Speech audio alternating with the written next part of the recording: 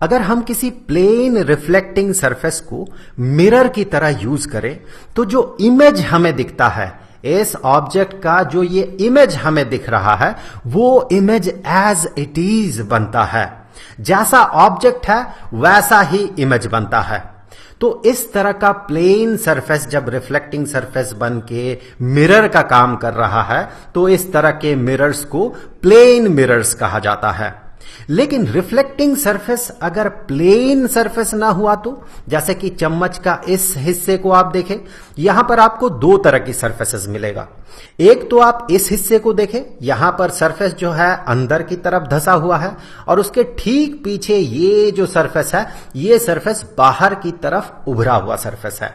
तो अगर इन सरफेसेस को हम मिरर की तरह यूज करें तो जो इमेज बनता है वो इमेज डिस्टॉर्टेड इमेज बनता है, एज इट इज नहीं बनता है। यहां पर देखें, चम्मच का जो अंदर की तरफ धंसा हुआ सरफेस है उसे हम रिफ्लेक्टिंग सरफेस की तरह यूज कर रहे हैं, उसे मिरर की तरह यूज कर रहे हैं, और यहां पर जो बाहर की तरफ उभरा हुआ सरफेस है उसे हम मिरर की तरह यूज कर रहे हैं।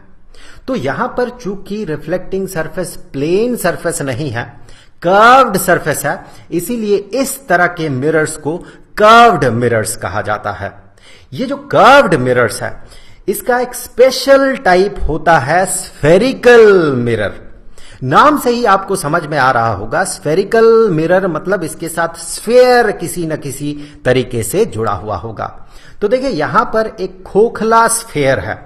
इस स्फेयर को अगर हम इस तरह से काट लेते हैं तो हमें इस तरह का एक हिस्सा मिलेगा। यहां पर देखिए इस साइड में आपको जो सरफेस दिख रहा है वो अंदर की तरफ धंसा हुआ सरफेस है, इसे कॉनकेव सरफेस कहा जाता है। और पीछे की तरफ जो सरफेस है ये उभरा हुआ, बाहर की तरफ उभरा हुआ सरफेस है, तो इसे कॉन्वेक्स सरफेस कहा जाता है। इसे याद रखने के लिए देखिए, कॉनकेव के नाम में केव है, ये एक पर्वत है, पहाड़ी है, और यहां पर एक केव इस तरह से बना हुआ, केव मतलब गुफा। अब गौर से देखिए, केव में जो सरफेस है वो सरफेस किस तरह से अंदर की तरफ मुड़ा हुआ सरफेस है। तो ये याद रखने के लिए है, आप इस तरह से इसे याद रख सकते हैं कि कॉनकेव के नाम में केव है, मतलब सरफेस जो है अंदर की तरफ धंसा हुआ है। अब देखिए, चम्मच के केस में हमें दो तरह के सरफेसेस मिलता है। यहां पर देखिए ये कॉनकेव सरफेस है, अंदर की तरफ धंसा हुआ सरफेस, और ये उसका पिछला हिस्सा है जो कि बाहर की तरफ उभरा हुआ हिस्सा है, तो ये इसका कॉन्वेक्स सरफेस है। तो जब कोई कॉनकेव सरफेस, रिफ्लेक्टिंग सरफेस जब मिरर की तरह काम करता है तो उसे कॉनकेव मिरर कहा जाता है, और जब कॉन्वेक्स सरफेस मिरर की तरह काम करता है तो उसे कॉन्वेक्स मिरर कहा जाता है। अब चलिए, ये जो मिरर है, कॉनकेव मिरर और कॉन्वेक्स मिरर, इनके साथ एसोसिएटेड कुछ इंपॉर्टेंट फीचर्स, कुछ इंपॉर्टेंट प्रॉपर्टीज के बारे में बात कर लेते हैं। इसके साथ कुछ टर्म्स हम एसोसिएट करेंगे। जैसे कि ये जो मिरर है, इस मिरर का जो बिल्कुल सेंटर होगा, इसके सरफेस में जो इसका सेंटर होगा, उस सेंटर को कहा जाता है पोल। और ये जो मिरर है, इसका जो बाउंड्री है, ये बाउंड्री आप देखें, ये जो बाउंड्री है, ये बाउंड्री सर्कुलर नेचर का होता है। आप एक स्फेयर को काटे तो उसका बाउंड्री सर्कुलर ही होगा। तो ये जो सर्कल है, इस सर्कल का जो डायमीटर है, इसे अपार्चर कहा जाता है। अब ये मिरर जिस स्फेयर का पार्ट है, उस स्फेयर का जो सेंटर है, उस सेंटर को कहा जाता है सेंटर ऑफ कर्वेचर। चलिए मैं इसे यहां ना ड्रॉ करके थोड़ा सा बाहर निकाल के ड्रॉ कर रहा हूं, ताकि आपको ऐसा न लगे कि सेंटर ऑफ कर्वेचर इस मिरर के सरफेस में होता है। सरफेस में नहीं होता है। ये मिरर जिस स्फेयर का पार्ट है, उस स्फेयर के सेंटर को सेंटर ऑफ कर्वेचर कहा जाता है।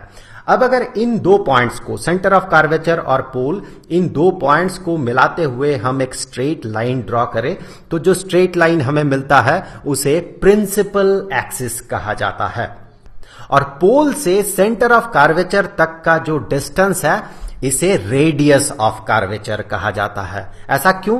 क्योंकि आप गौर से देखिए, ये जो डिस्टेंस है, ये जो लेंथ है, ये उस स्फीयर का रेडियस होगा। ये इसका सेंटर है, हमें पता है स्फीयर के सेंटर से स्फीयर के सरफेस में किसी भी पॉइंट को मिलाते हुए हम अगर लाइन सेगमेंट ड्रॉ करें तो वो लाइन सेगमेंट उसका रेडियस होता है। इसीलिए इसे रेडियस ऑफ कर्वेचर कहा जाता है, पोल से लेके सेंटर ऑफ कर्वेचर तक के डिस्टेंस को। अब देखिए, आपके किताबों में आप जो स्फेरिकल मिरर का, दैट मीन कॉनकेव मिरर हो या कॉन्वेक्स मिरर हो, उसका जो फिगर आप देखेंगे वो फिगर इस तरह का नहीं होता है, बल्कि कुछ और तरीके से ड्रॉ किया हुआ रहता है। जैसे कि ये कॉनकेव मिरर का आप इमेज देख रहे हैं, अपने किताबों में आप इस तरह के इमेज पाएंगे। यहां पर ये जो सफेद पट्टी आपको दिख रहा है, ये पट्टी रिफ्लेक्टिंग सरफेस को इंडिकेट कर रहा है, और ये जो डार्क कलर का शेडेड रीजन देख रहे हैं, ये पॉलिश्ड रीजन को दिखा रहा है। इस साइड में पॉलिश्ड है, इसीलिए ये रिफ्लेक्टिंग सरफेस का काम कर रहा है। अगर आप ड्रॉ करेंगे, खुद से ड्रॉ करेंगे, तो आपको जो शेडेड पोर्शन ड्रॉ करना है, मतलब पॉलिश को ड्रॉ करना है, तब आप कुछ इस तरह से इसे शेड कर सकते हैं। कुछ इस तरह से आप कुछ छोटे छोटे लाइन सेगमेंट इस तरह से ड्रॉ कर दें, जो कि इस शेडेड रीजन को रिप्रेजेंट करेगा। अब जैसा कि हमें पता है, इसके सेंटर को हम पोल कहते हैं, और ये जिस स्फीयर का पार्ट है उस स्फीयर के सेंटर को सेंटर ऑफ कर्वेचर कहा जाता है। सेंटर ऑफ कर्वेचर से पोल को मिलाते हुए जो स्ट्रेट लाइन है उसे प्रिंसिपल एक्सिस कहा जाता है। तो ये तो कॉनकेव मिरर वाला केस हो गया। अब देखते हैं कॉन्वेक्स मिरर। कॉन्वेक्स मिरर आप किताबों में कुछ इस तरह का पाएंगे। ये जो पट्टी है, ये पट्टी रिफ्लेक्टिंग सरफेस है, और ये पीछे जो है, ये पीछे ये शेडेड रीजन जो है, ये शेडेड रीजन पॉलिश्ड सरफेस को इंडिकेट कर रहा है। बेसिकली अगर आप चम्मच या स्टील के थाली को यूज करते हुए मिरर बना रहे हैं तो वहां पर पॉलिश्ड रीजन नहीं रहता है। लेकिन अगर आप कांच के मिरर यूज कर रहे हैं, जैसे कि प्लेन मिरर हम यूज करते हैं, कांच का बिल्कुल प्लेन मिरर, तो यहां पर कांच का एक स्लैब रहता है और पीछे जो है एक पॉलिश रहता है, पीछे रहता है पॉलिश, जो कि रिफ्लेक्ट करता है, मेनली जो रिफ्लेक्ट करवाता है।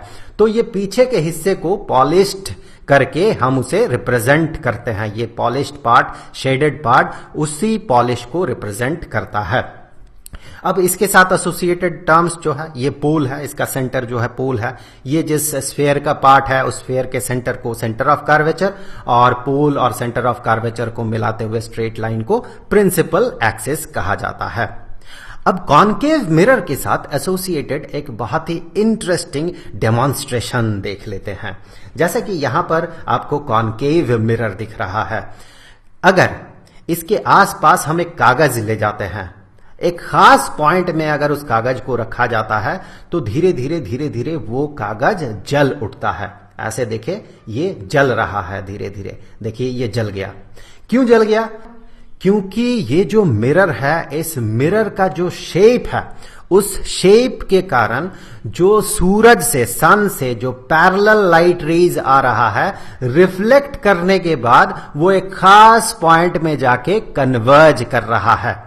तो इस खास पॉइंट में अगर हम किसी कागज को ले जाते हैं तो वहां पर वो कागज जल जाता है, क्योंकि इस पूरे मिरर में जो सनलाइट इंसिडेंट कर रहा है, पूरा का पूरा एनर्जी एक पॉइंट में कंसंट्रेटेड हो रहा है। मतलब बहुत ज्यादा एनर्जी, बहुत ज्यादा हीट एनर्जी इस पॉइंट में जनरेट हो रहा है या कंसंट्रेटेड हो रहा है, जिसके कारण यहां पर कागज रखने से वो जल जाता है।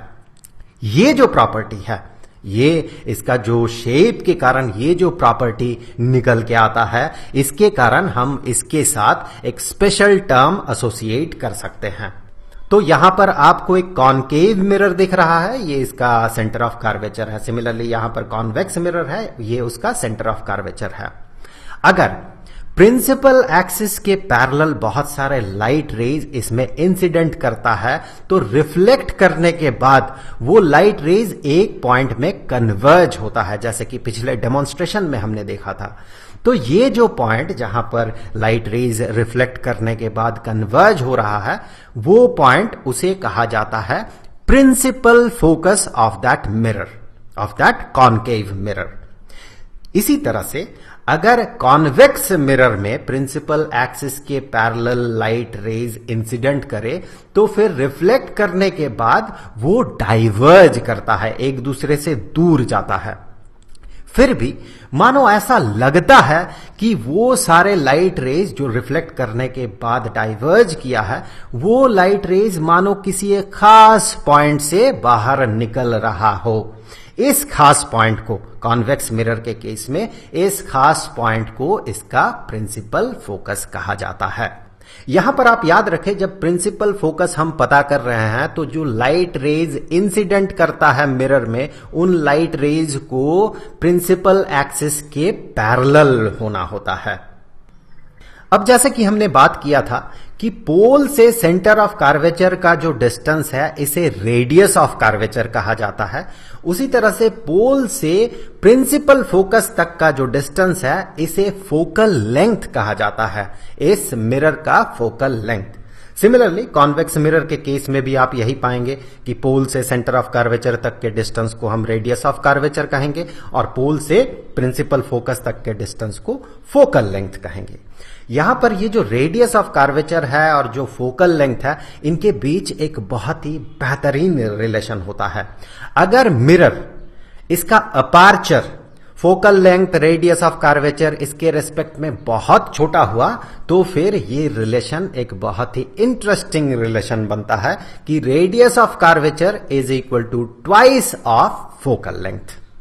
आपको मैं फिर से बता दूं, ये रिलेशन तभी निकल के आता है जब ये जो अपार्चर है इसका, ये अपार्चर रिलेटिवली छोटा हो with respect to radius of curvature and focal length, तभी ये रिलेशन जो है ये रिलेशन वैलिड होता है। अब चलिए देखते हैं कि इन मिरर्स में किसी ऑब्जेक्ट का इमेज कैसे बनता है।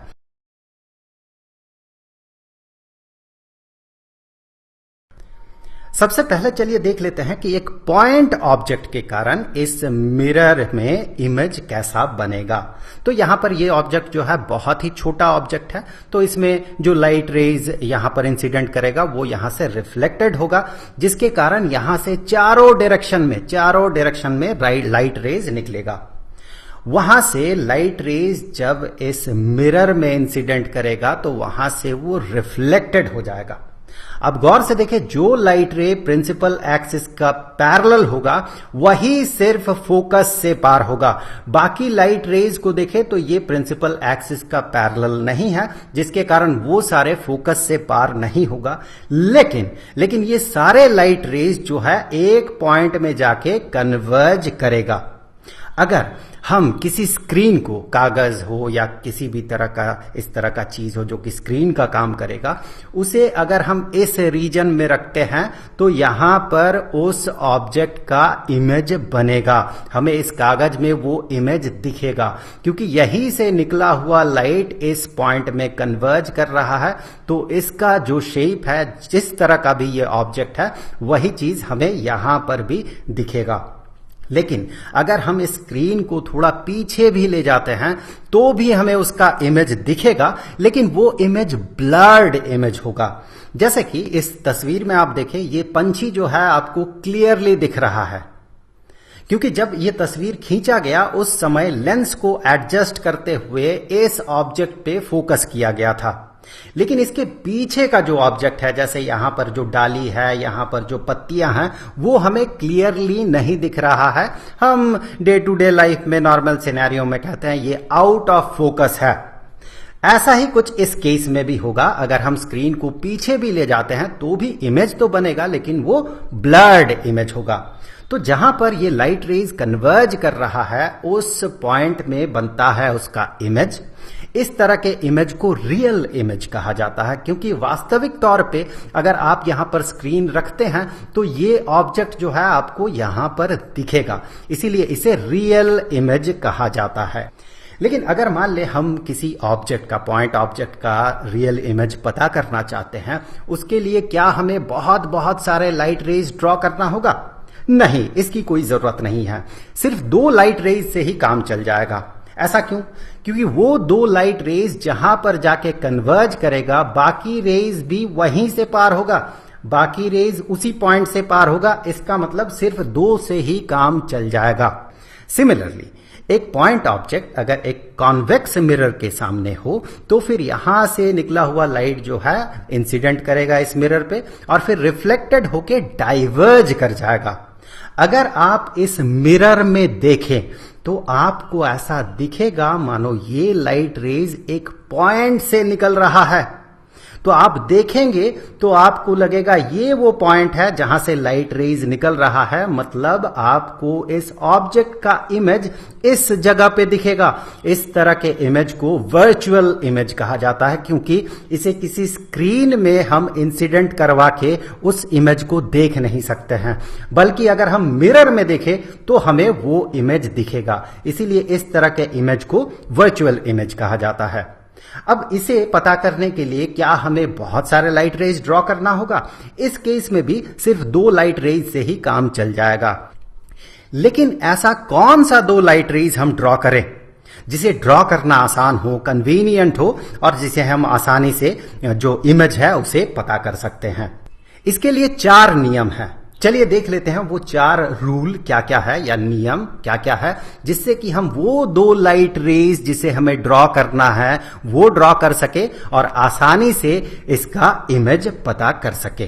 तो सबसे पहले देखें, हमें पता है कि अगर कोई लाइट रे प्रिंसिपल एक्सिस के पैरेलल हो तो फिर कॉनकेव मिरर में रिफ्लेक्ट करने के बाद वो जो रिफ्लेक्टेड रे है वो प्रिंसिपल फोकस से पार होता है। ये आपको पता है, it is by definition. Similarly अगर कॉन्वेक्स मिरर का जो प्रिंसिपल एक्सिस है उसके पैरेलल कोई लाइट रे हो तो फिर रिफ्लेक्ट करने के बाद ऐसा लगता है मानो वो प्रिंसिपल फोकस से निकला हुआ है। ये पहला नियम है। इसी का उल्टा, अगर कोई लाइट रे प्रिंसिपल फोकस से पार होता है कॉनकेव मिरर के केस में, तो फिर रिफ्लेक्ट करने के बाद वो प्रिंसिपल एक्सिस के पैरेलल वो रे आगे बढ़ता है। ऐसा क्यों? इसका उल्टा देखें, अगर ये लाइट रे इस डायरेक्शन में ट्रैवल करता तो रिफ्लेक्ट करने के बाद वो प्रिंसिपल फोकस होते हुए पार होता। हमने सिर्फ उसका डायरेक्शन को चेंज कर दिया।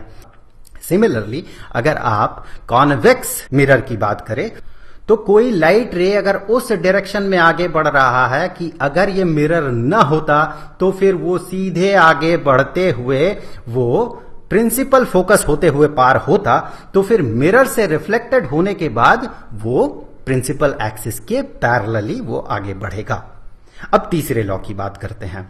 अगर कोई लाइट रे सेंटर ऑफ कर्वेचर से पास हो रहा है तो रिफ्लेक्ट करने के बाद, कॉनकेव मिरर के केस में रिफ्लेक्ट करने के बाद ऑपोजिट डायरेक्शन में उसी लाइन में प्रोपगेट कर जाएगा। ऐसा क्यों है? क्योंकि आप गौर से देखें, ये मिरर जिस स्फीयर का पार्ट है उस स्फीयर का सेंटर है ये सेंटर ऑफ कर्वेचर। तो फिर ये जो लाइन मिलेगा ये क्या है? लाइन सेगमेंट, ये है इसका रेडियस, इस स्फीयर का रेडियस।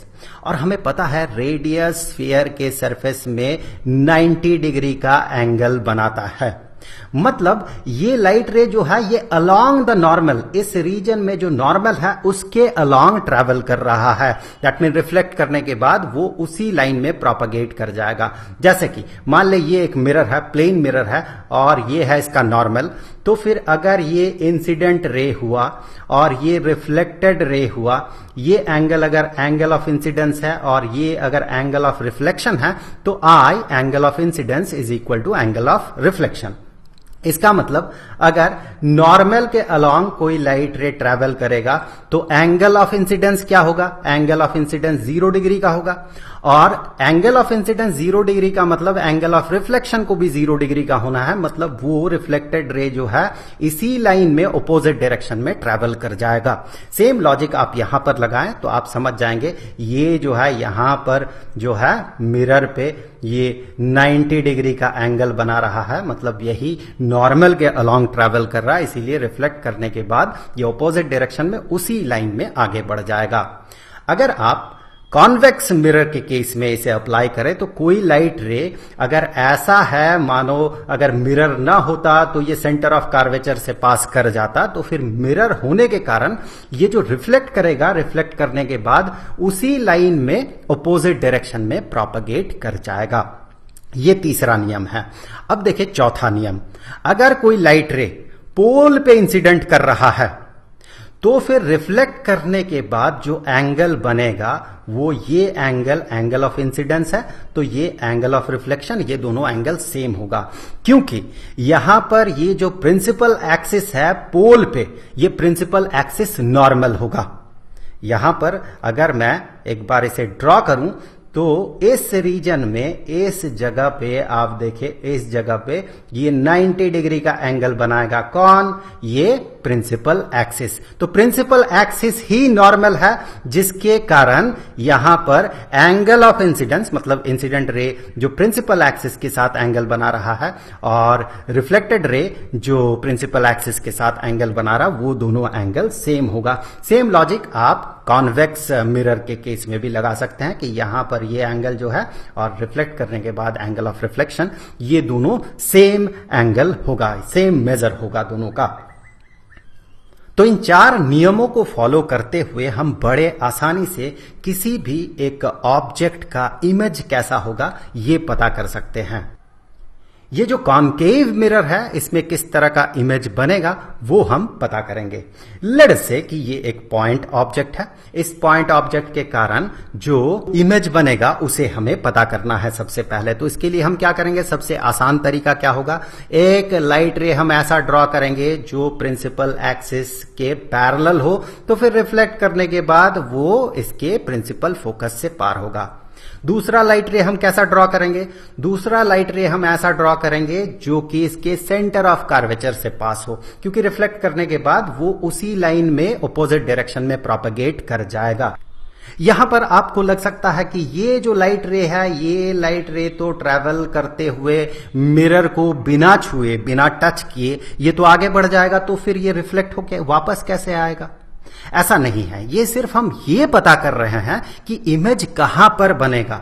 भले ही ये वापस ना आए, लेकिन बाकी लाइट रेज जो यहां पर इंसिडेंट करेगा मिरर में, फिर रिफ्लेक्ट होके वापस जाएगा, वो इसी पॉइंट से वापस जाएगा। हम उस पॉइंट को पता कर रहे हैं। तो इसके लिए ये जरूरी नहीं है कि ये लाइट रे आगे बढ़ के मिरर्स में इंसिडेंट करके रिफ्लेक्टेड होके वापस आए। ये आपको बता रहा है कि इस जगह पे इमेज बनेगा ही, भले ही ये लाइट रे वापस आए या ना आए, बाकी लाइट रेज तो है जो कि उसी पॉइंट से पार होगा। तो इसका जो इमेज है, ये इमेज इस जगह पे बनेगा। अब हम एक दूसरा पॉइंट कंसीडर करते हैं, ये वो दूसरा पॉइंट है। अब इसका इमेज कैसे बनेगा, सबसे पहले एक पैरेलल लाइन ड्रॉ कर लेते हैं प्रिंसिपल एक्सिस के, जो कि फोकस से पार होगा, और दूसरा सेंटर ऑफ कर्वेचर से पार होता हुआ एक लाइट रे हम ड्रॉ कर रहे हैं। तो इस जगह पे बनेगा उस पॉइंट ऑब्जेक्ट का इमेज। सिमिलरली सेम लॉजिक से आप आगे बढ़े, एक पॉइंट अगर हम इस जगह पे कंसीडर कर रहे हो, तो फिर इसका जो इमेज है, ये इमेज वैसे लाइट रे ड्रॉ करके पता करना बड़ा मुश्किल है, असंभव सा है, क्योंकि ये पॉइंट जो है, ये पॉइंट प्रिंसिपल एक्सिस में ही सिचुएटेड है। लेकिन हम यहां पर एक लॉजिक लगा सकते हैं, और वो लॉजिक लगाते हुए हम ये कह सकते हैं कि इसका इमेज इस जगह पे बनेगा। देखिए, इसका रेड पॉइंट ऑब्जेक्ट का इमेज यहां पर बना, ब्लू पॉइंट ऑब्जेक्ट का इमेज यहां पर बना, तो इस येलो पॉइंट ऑब्जेक्ट का इमेज इसी जगह पे बनेगा। अब आप देखिए एक चीज कि अगर हम यहां पर 3 पॉइंट ऑब्जेक्ट ना कंसीडर करके हम इस तरह का एक ऑब्जेक्ट कंसीडर करें जो प्रिंसिपल एक्सिस पे सिचुएटेड हो, इस तरह का अगर ऑब्जेक्ट हो, तो फिर ऑब्वियसली उसका इमेज इसी तरह का बनेगा जो आपको यहां पर दिख रहा है। इसका जो टॉप में जो पॉइंट है उसका इमेज यहां पर बनेगा, बीच वाला जो पॉइंट है उसका इमेज यहां पर बनेगा, और बॉटम पॉइंट जो है उसका इमेज यहां पर बनेगा। तो होल ऑब्जेक्ट अगर इस तरह का हो तो फिर उसका इमेज इस तरह का बनेगा। तो यहां से हम बड़े आसानी से यह पता कर सकते हैं कि अगर कोई ऑब्जेक्ट प्रिंसिपल एक्सिस में सिचुएटेड हो तो फिर उसका इमेज कहां पर बनेगा। हमें सिर्फ और सिर्फ इसका जो टॉप मोस्ट पॉइंट है इसका इमेज पता करना होगा। इसका इमेज चलिए पता करते हैं कुछ इस तरह से। तो इसका जो टॉप पॉइंट है उसका इमेज अगर इस पॉइंट में होगा तो हम बड़े आसानी से कह सकते हैं कि इसका इमेज जो है ये इमेज कुछ इस तरह का बनेगा, बनना ही है अगर ये ऑब्जेक्ट प्रिंसिपल एक्सिस पे सिचुएटेड हुआ। तो तो यहां से देखें, हम ये कह सकते हैं कि अगर कोई ऑब्जेक्ट, उसका पोजीशन अगर सी सेंटर ऑफ कर्वेचर के पार हुआ, तो पोल से अगर देखें तो पोल के बाद यहां पर फोकस, फिर सेंटर ऑफ कर्वेचर, फिर सेंटर ऑफ कर्वेचर के परे बियॉन्ड सेंटर ऑफ कर्वेचर अगर कोई ऑब्जेक्ट सिचुएटेड हो, तो फिर उसका इमेज जो है वो इमेज हमें क्लियरली दिख रहा है कि सेंटर ऑफ कर्वेचर और फोकस के बीच बनेगा।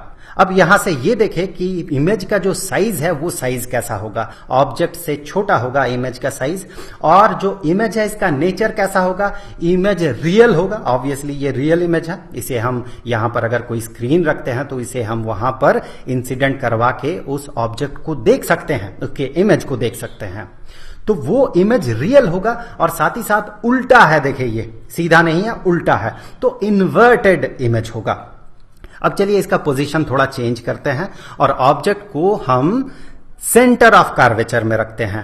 अब देखते हैं इसका इमेज कैसा बनेगा। सबसे पहले एक light ray parallel to principal axis जो फोकस से पार हो रहा है, और दूसरा लाइट रे हम ऐसा ड्रॉ करेंगे जो कि प्रिंसिपल फोकस होते हुए पार होगा, जो कि ऑब्वियसली रिफ्लेक्ट करने के बाद ये पैरेलल हो जाएगा प्रिंसिपल एक्सिस के। या फिर आप इसे ऐसे भी ड्रॉ कर सकते हैं, इस टॉप से लेते हुए हम अगर यहां से निकला हुआ एक लाइट रे सेंटर ऑफ कर्वेचर से पास करते हैं तो ऑब्वियसली वो इस पॉइंट से पार हो जाएगा।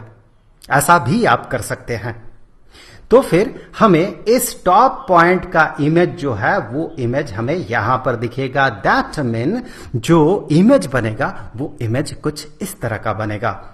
यहां पर आप गौर करें, जो इमेज है और ऑब्जेक्ट है दोनों का पोजीशन क्या है, सेंटर ऑफ कर्वेचर है। मतलब ऑब्जेक्ट को अगर सेंटर ऑफ कर्वेचर में रखा जाए तो इमेज जो बनेगा वो सेंटर ऑफ कर्वेचर में ही बनेगा। और यहां पर इमेज का साइज जो है वो ऑब्जेक्ट के साइज के बराबर होगा, और साथ ही साथ इमेज जो है रियल होगा और इन्वर्टेड होगा। अब इसके पोजीशन को थोड़ा और चेंज करते हैं। अब ऑब्जेक्ट को हम सेंटर ऑफ कर्वेचर और फोकस के बीच रखते हैं। एक लाइट रे को हमने इस तरह से पार किया। अब क्या करें, दूसरा लाइट रे को अगर हम यहां से पार करते हैं प्रिंसिपल फोकस से, तो फिर रिफ्लेक्ट करने के बाद वो इस डायरेक्शन में प्रोपगेट कर जाएगा जो कि पैरेलल होगा प्रिंसिपल एक्सिस के। या फिर आप यहां से सेंटर ऑफ कर्वेचर होते हुए आप एक लाइट रे ड्रॉ कर दे तो आपको इमेज का पोजीशन मिल जाएगा, टॉप पॉइंट का इमेज का पोजीशन मिल जाएगा। तो फिर हम कह सकते हैं इसका जो इमेज बनेगा ये इमेज कुछ इस तरह का बनेगा। तो अगर ऑब्जेक्ट का पोजीशन सेंटर ऑफ कर्वेचर और फोकस के बीच हो तो फिर इमेज जो है बियॉन्ड सेंटर ऑफ कर्वेचर बनेगा, सेंटर ऑफ कर्वेचर से दूर बनेगा। और साइज जो होगा इमेज का ये एनलार्ज्ड होगा, बड़ा होगा, और इमेज का नेचर रियल होगा और इन्वर्टेड होगा। अब इसके पोजीशन को थोड़ा और चेंज करते हैं और ले जाते हैं इसे फोकस में। तो फिर अब एक लाइट रे हमने ऐसा ड्रॉ किया, दूसरा लाइट रे अगर हम सेंटर ऑफ कर्वेचर से पास करवाएं या फिर आप यहां पोल से भी पास करवा सकते हैं, तो आपको क्लियरली ये चीज दिखेगा कि ये लाइट रेज जो है ये पैरेलल हो गया एक दूसरे के। मतलब ये जो टॉप पॉइंट है, टॉप पॉइंट से निकला हुआ लाइट रेज जो है ये एक दूसरे के साथ पैरेलल होगा, मतलब कहीं भी ये मीट नहीं करेगा। तो हम ऐसे केस में कहते हैं ये इन्फिनिटी में जाके मीट करेगा। तो इस टॉप पॉइंट का इमेज देखे कहां बनेगा, इन्फिनिटी में जाके बनेगा। जब ऐसा कहा जाता है कि इन्फिनिटी में जाके बनेगा, इसका मतलब आप मान लीजिए कि उसका इमेज जो है आपको प्रॉपर इमेज मिलने वाला है नहीं, क्योंकि ये कहीं मीट नहीं करेगा। तो ऐसा कहा जाता है कि इन्फिनिटी में जाके ये मीट करेगा, इसका इमेज कहां बनेगा, इन्फिनिटी में बनेगा। इस तरह से कहा जाता है। आप समझ जाइए, इसका उस तरह का शार्प इमेज आपको मिल ही नहीं सकता है। तो ऑब्जेक्ट का पोजीशन अगर फोकस में हुआ तो इमेज इन्फिनिटी में जाके बनेगा और इमेज का साइज हाईली एनलार्ज्ड होगा। ऐसा चूंकि माना जाता है इन्फिनिटी में जाके इमेज बनेगा, तो इसीलिए आप सोच लीजिए इसी तरह से लाइन आगे बढ़ता जा रहा और इन्फिनिटी में जाके वो मीट कर रहा है। आप मान लीजिए ऐसा मीट कर रहा है, तो फिर इसका साइज कितना होगा, बहुत बड़ा होगा साइज, क्योंकि ये जो टॉप पॉइंट है इसका इमेज आपको अगर इन्फिनिटी में जाके मिले, आप इस तरफ बढ़ते जाए बहुत बहुत बहुत बहुत दूर अगर मिले, तो समझ जाइए कि इमेज कितना बड़ा हो सकता है। तो कहा जाता है इसका इमेज जो है इसका साइज हाईली एनलार्ज्ड होता है और nature of image real and inverted होगा। अब हम ऑब्जेक्ट को ले जाते हैं पोल और प्रिंसिपल फोकस के बीच। अब देखें क्या होगा। एक लाइट रे हमने ऐसा ड्रॉ किया जो कि पैरेलल टू प्रिंसिपल एक्सिस हो, जो कि रिफ्लेक्ट करने के बाद फोकस से पार होगा। अब दूसरा लाइट रे हम ऐसा ड्रॉ कर रहे हैं जो कि सेंटर ऑफ कर्वेचर से पास हो रिफ्लेक्ट करने के बाद। तो देखिए ये दोनों डाइवर्ज कर रहा है, मतलब ये मीट नहीं करेगा, लेकिन ऐसा लगेगा मानो किसी पॉइंट से ये निकला हुआ हो। इसका जो इमेज बनेगा, अगर आप इस जगह से देखते हैं तो आपको ऐसा लगेगा कि ये जो टॉप पॉइंट है इसका इमेज यहां पर बन रहा है और यहां से लाइट रेज बाहर निकल रहा है। तो आपको अपीयर होगा ये टॉप पॉइंट जो है, ये टॉप पॉइंट यहां पर है अगर आप मिरर में देखें तो फिर इसका इमेज जो बनेगा, इसका इमेज पीछे बन रहा है देखिए।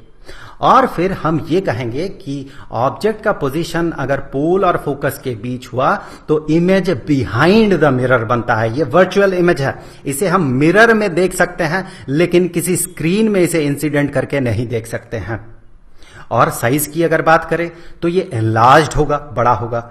और अगर हम नेचर की बात करें इमेज की, तो ये वर्चुअल है, रियल इमेज नहीं है, वर्चुअल इमेज है और ये इरेक्ट है, सीधा है।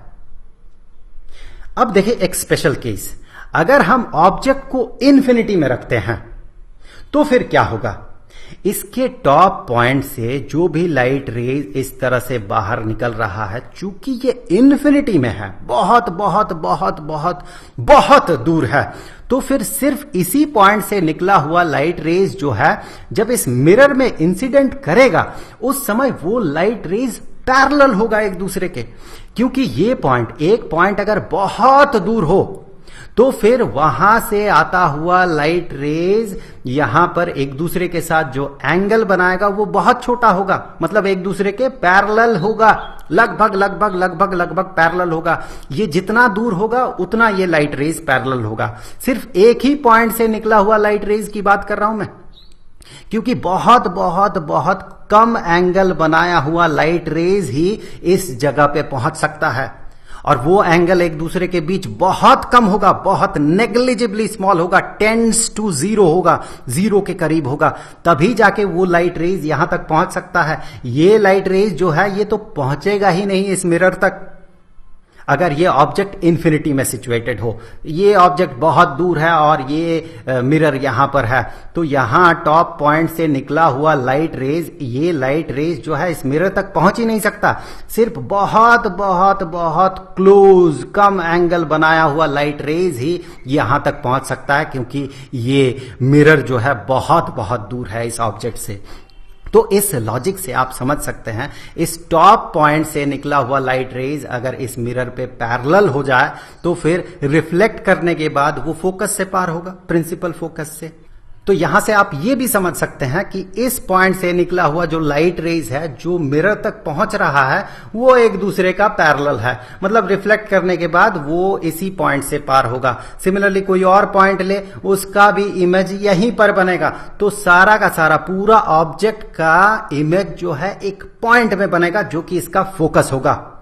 तो हम कह सकते हैं कि अगर ऑब्जेक्ट का पोजीशन इन्फिनिटी में हो तो इमेज का पोजीशन फोकस में होगा, और पूरा का पूरा इमेज अगर सिर्फ एक ही पॉइंट में बन जाए तो हम कहेंगे इमेज जो है ये पॉइंट साइज्ड इमेज है, बहुत छोटा है।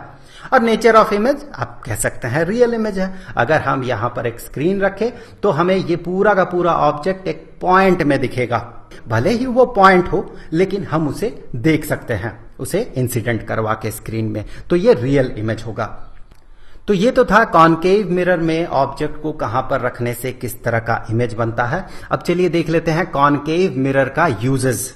सबसे पहले देखिए, नॉर्मली टॉर्च में इस तरह का मिरर यूज किया जाता है, क्योंकि यहां लाइट से जो लाइट रेज है वो निकल के यहां से टकरा के फिर बाहर निकलता है, इस तरह से वो इंसिडेंट करता है इस मिरर में और फिर वो बाहर निकलता है और इस तरह से इस लाइट सोर्स को पोजीशन किया जाता है कि बाहर निकला हुआ लाइट रेज जो है ये एक दूसरे के पैरेलल हो, तो इसके कारण एक स्ट्रॉन्ग बीम हमें मिलता है। मैं यहां पर एक बार ड्रॉ कर दूं, ये लाइट सोर्स है और ये वो कॉनकेव मिरर है। लाइट इस तरह से निकलता है, इंसिडेंट करता है, रिफ्लेक्ट होता है, एक दूसरे के पैरेलल लाइट रेज ये बनाता है, जिससे कि हमें एक स्ट्रॉन्ग पैरेलल बीम हमें मिलता है। तो नॉर्मली टॉर्च में इस तरह का मिरर जो है उसे यूज किया जाता है।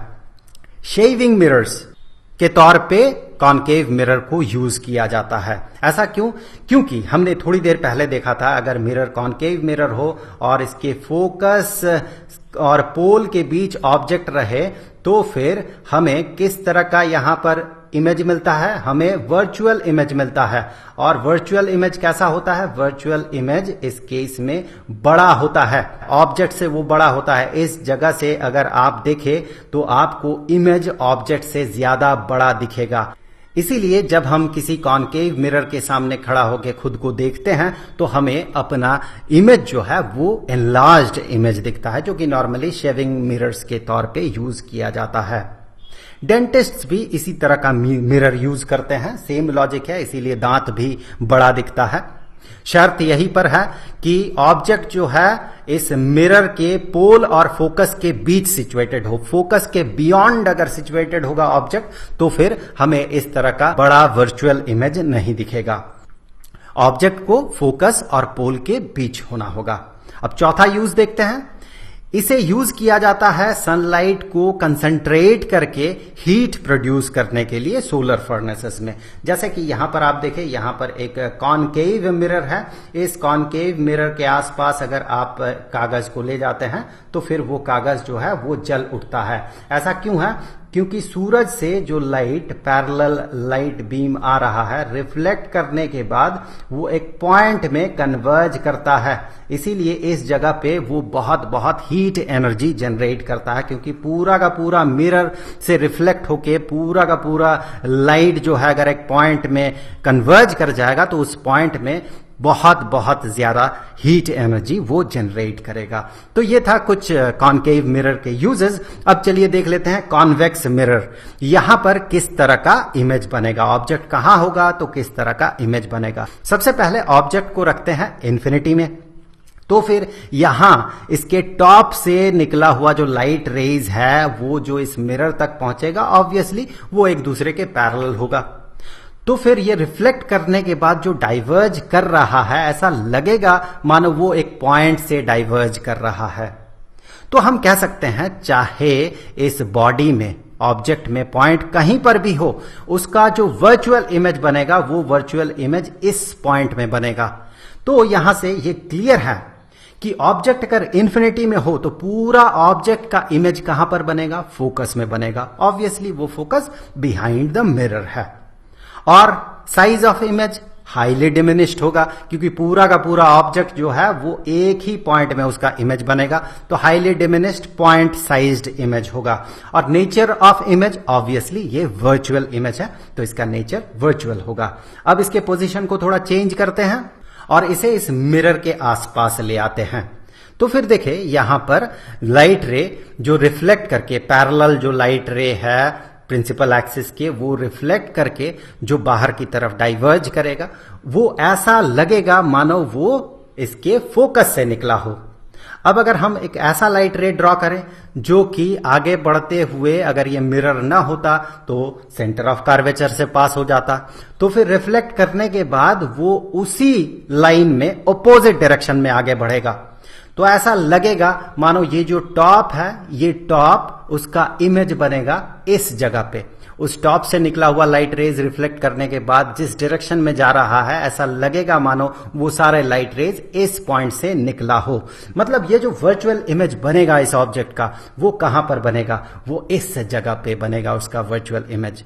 तो फिर देखिए अगर ऑब्जेक्ट इन्फिनिटी और पोल के बीच हो, मतलब इस मिरर के आसपास कहीं पर हो, इन्फिनिटी में ना हो, बहुत बहुत बहुत बहुत दूर ना हो, इसके आसपास कहीं पर हो, तो फिर इसका इमेज जो है ये इमेज बनेगा पोल और फोकस के बीच में। ये इसका पोल है और ये इसका फोकस है।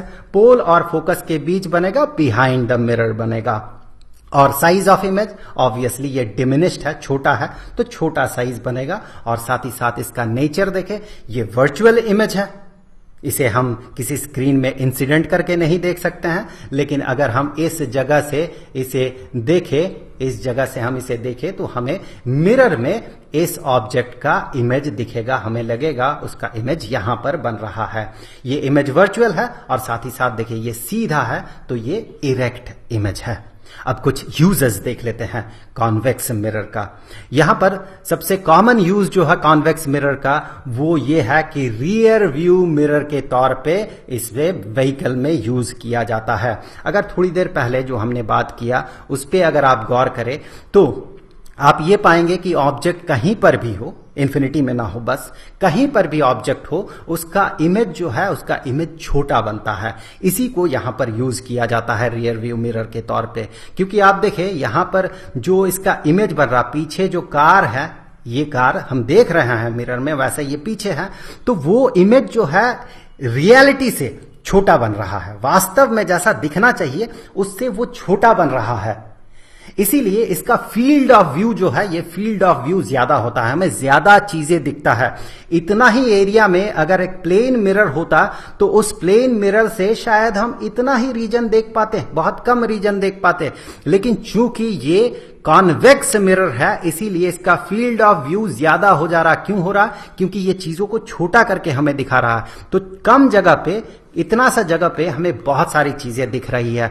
और चूंकि चीजें हमें छोटी दिख रही है इसीलिए यहां पर एक कॉशनरी स्टेटमेंट लिखा जाता है कि ऑब्जेक्ट्स इन मिरर, मतलब जो आपको दिख रहा है यहां पर होना चाहिए image in mirror, so image in mirror are closer than they appear. ये दरअसल करीब है, ये बड़ा दिखना चाहिए था, हमें दिख रहा है छोटा, आप इतना छोटा मत मानिए, वास्तव में ये इससे बड़ा है, मतलब करीब है, ये आपको दिख रहा है छोटा, बस इसीलिए ये कॉशनरी स्टेटमेंट लिखा हुआ रहता है। आप अगर एक चम्मच से एक ऑब्जेक्ट को देखें तो भी आपको इसका इमेज जो है, ये इमेज आपको ऑब्जेक्ट से छोटा दिखेगा, काफी छोटा दिखेगा। लॉजिक यही है। ये एक कॉन्वेक्स मिरर है, इस कॉन्वेक्स मिरर के सामने हम एक ऑब्जेक्ट को प्लेस करेंगे, तो यहां पर इस ऑब्जेक्ट को प्लेस किया गया, तो इसका इमेज जो बनेगा वो इमेज कितना दूर बनेगा, इसके लिए कुछ टर्म्स सबसे पहले आपको समझना होगा।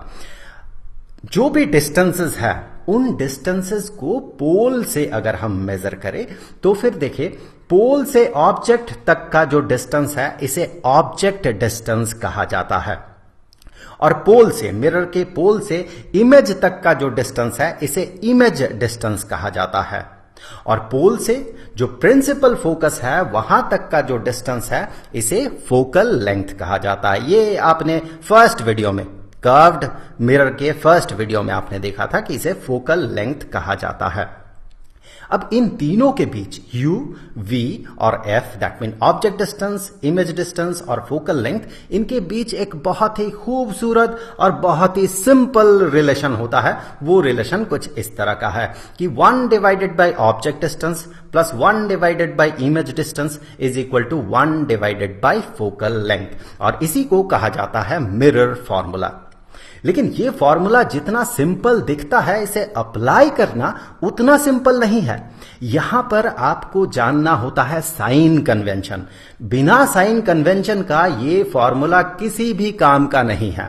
साइन कन्वेंशन आपको ये बताएगा सिर्फ कि किस डायरेक्शन में हमें पॉजिटिव कंसीडर करना है वैल्यू को, और किस डायरेक्शन में हमें वैल्यू को नेगेटिव कंसीडर करना है। तो देखिए अब हम बात करेंगे साइन कन्वेंशन पे, जिसके बाद ही हम मिरर फॉर्मूला को प्रॉपरली यूज कर सकते हैं। तो देखिए पहला कन्वेंशन क्या है कि ऑब्जेक्ट को हमेशा जो मिरर है उसके लेफ्ट साइड में प्लेस करना है। जैसे यहां पर जो ऑब्जेक्ट है उसे हमने कहां प्लेस किया है, मिरर के लेफ्ट साइड में हमने इसे प्लेस किया है। वैसे देखिए ये कोई हार्ड एंड फास्ट रूल है नहीं। अगर आप इस कन्वेंशन को हटा देते हैं तो बाकी जो कन्वेंशंस है उसमें आपको मॉडिफिकेशन करने की जरूरत होगी। तो हम सिंपलेस्ट सिनेरियो लेकर चलते हैं जो कि आपके किताब में भी है कि ऑब्जेक्ट को हम लोग हमेशा लेफ्ट साइड में, मिरर के लेफ्ट साइड में प्लेस करेंगे।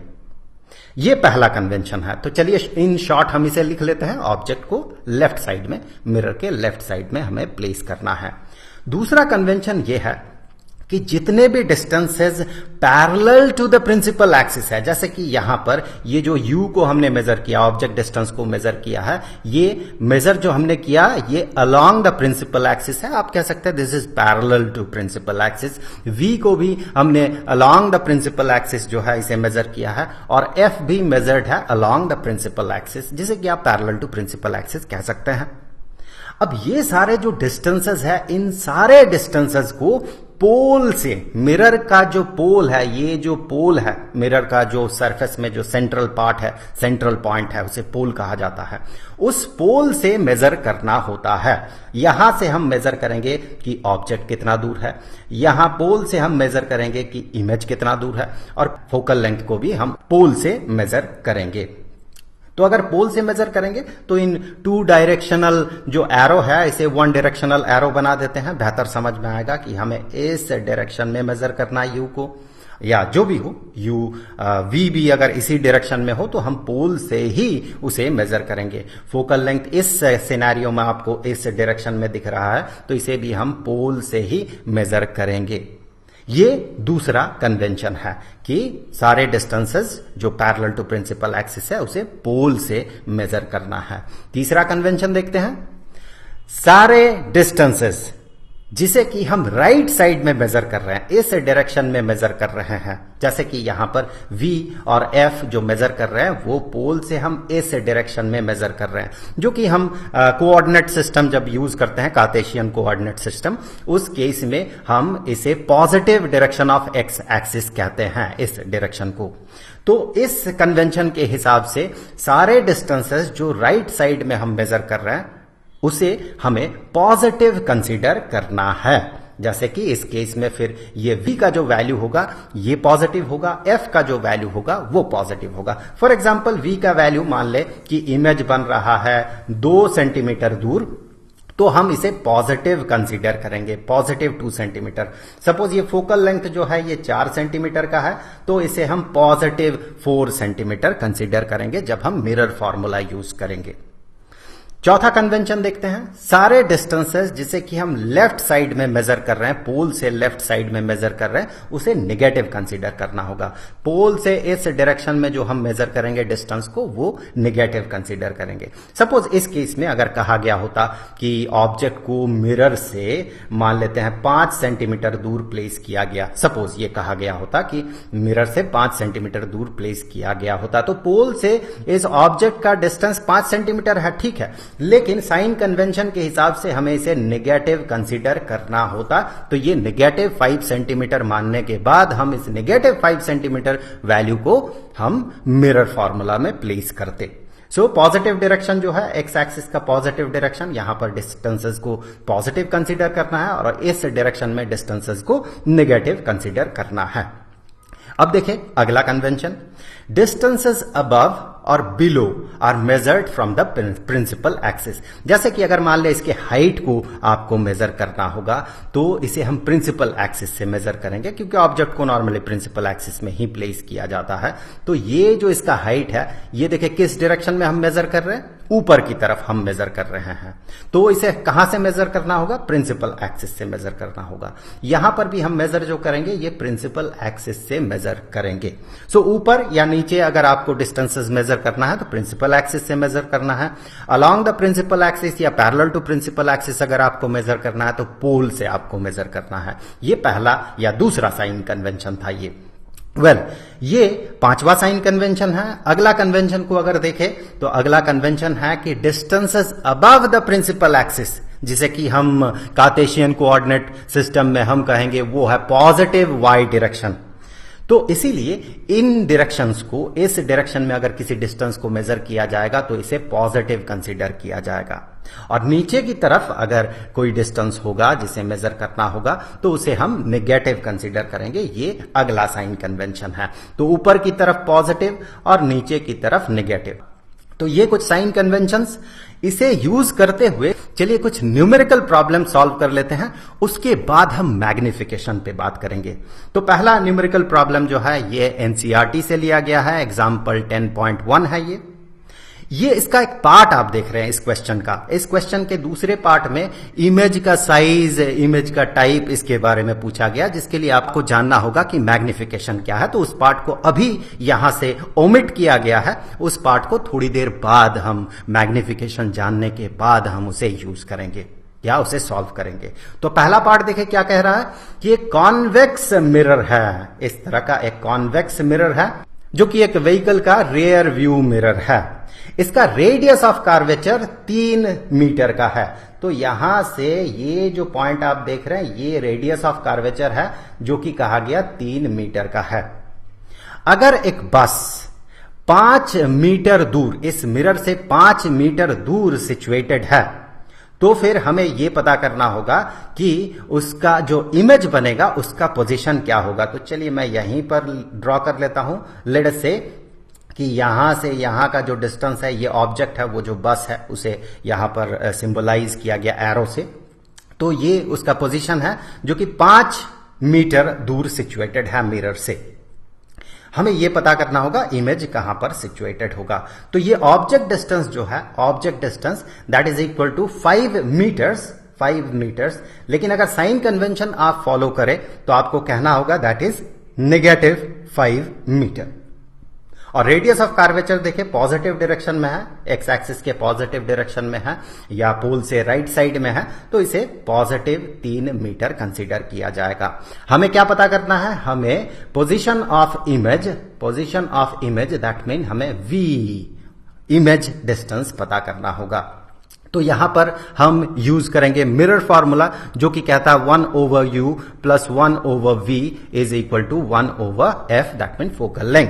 तो यहां पर आप देखिए u का वैल्यू तो गिवन है, लेकिन f का वैल्यू गिवन नहीं है, v का वैल्यू हमें पता करना है।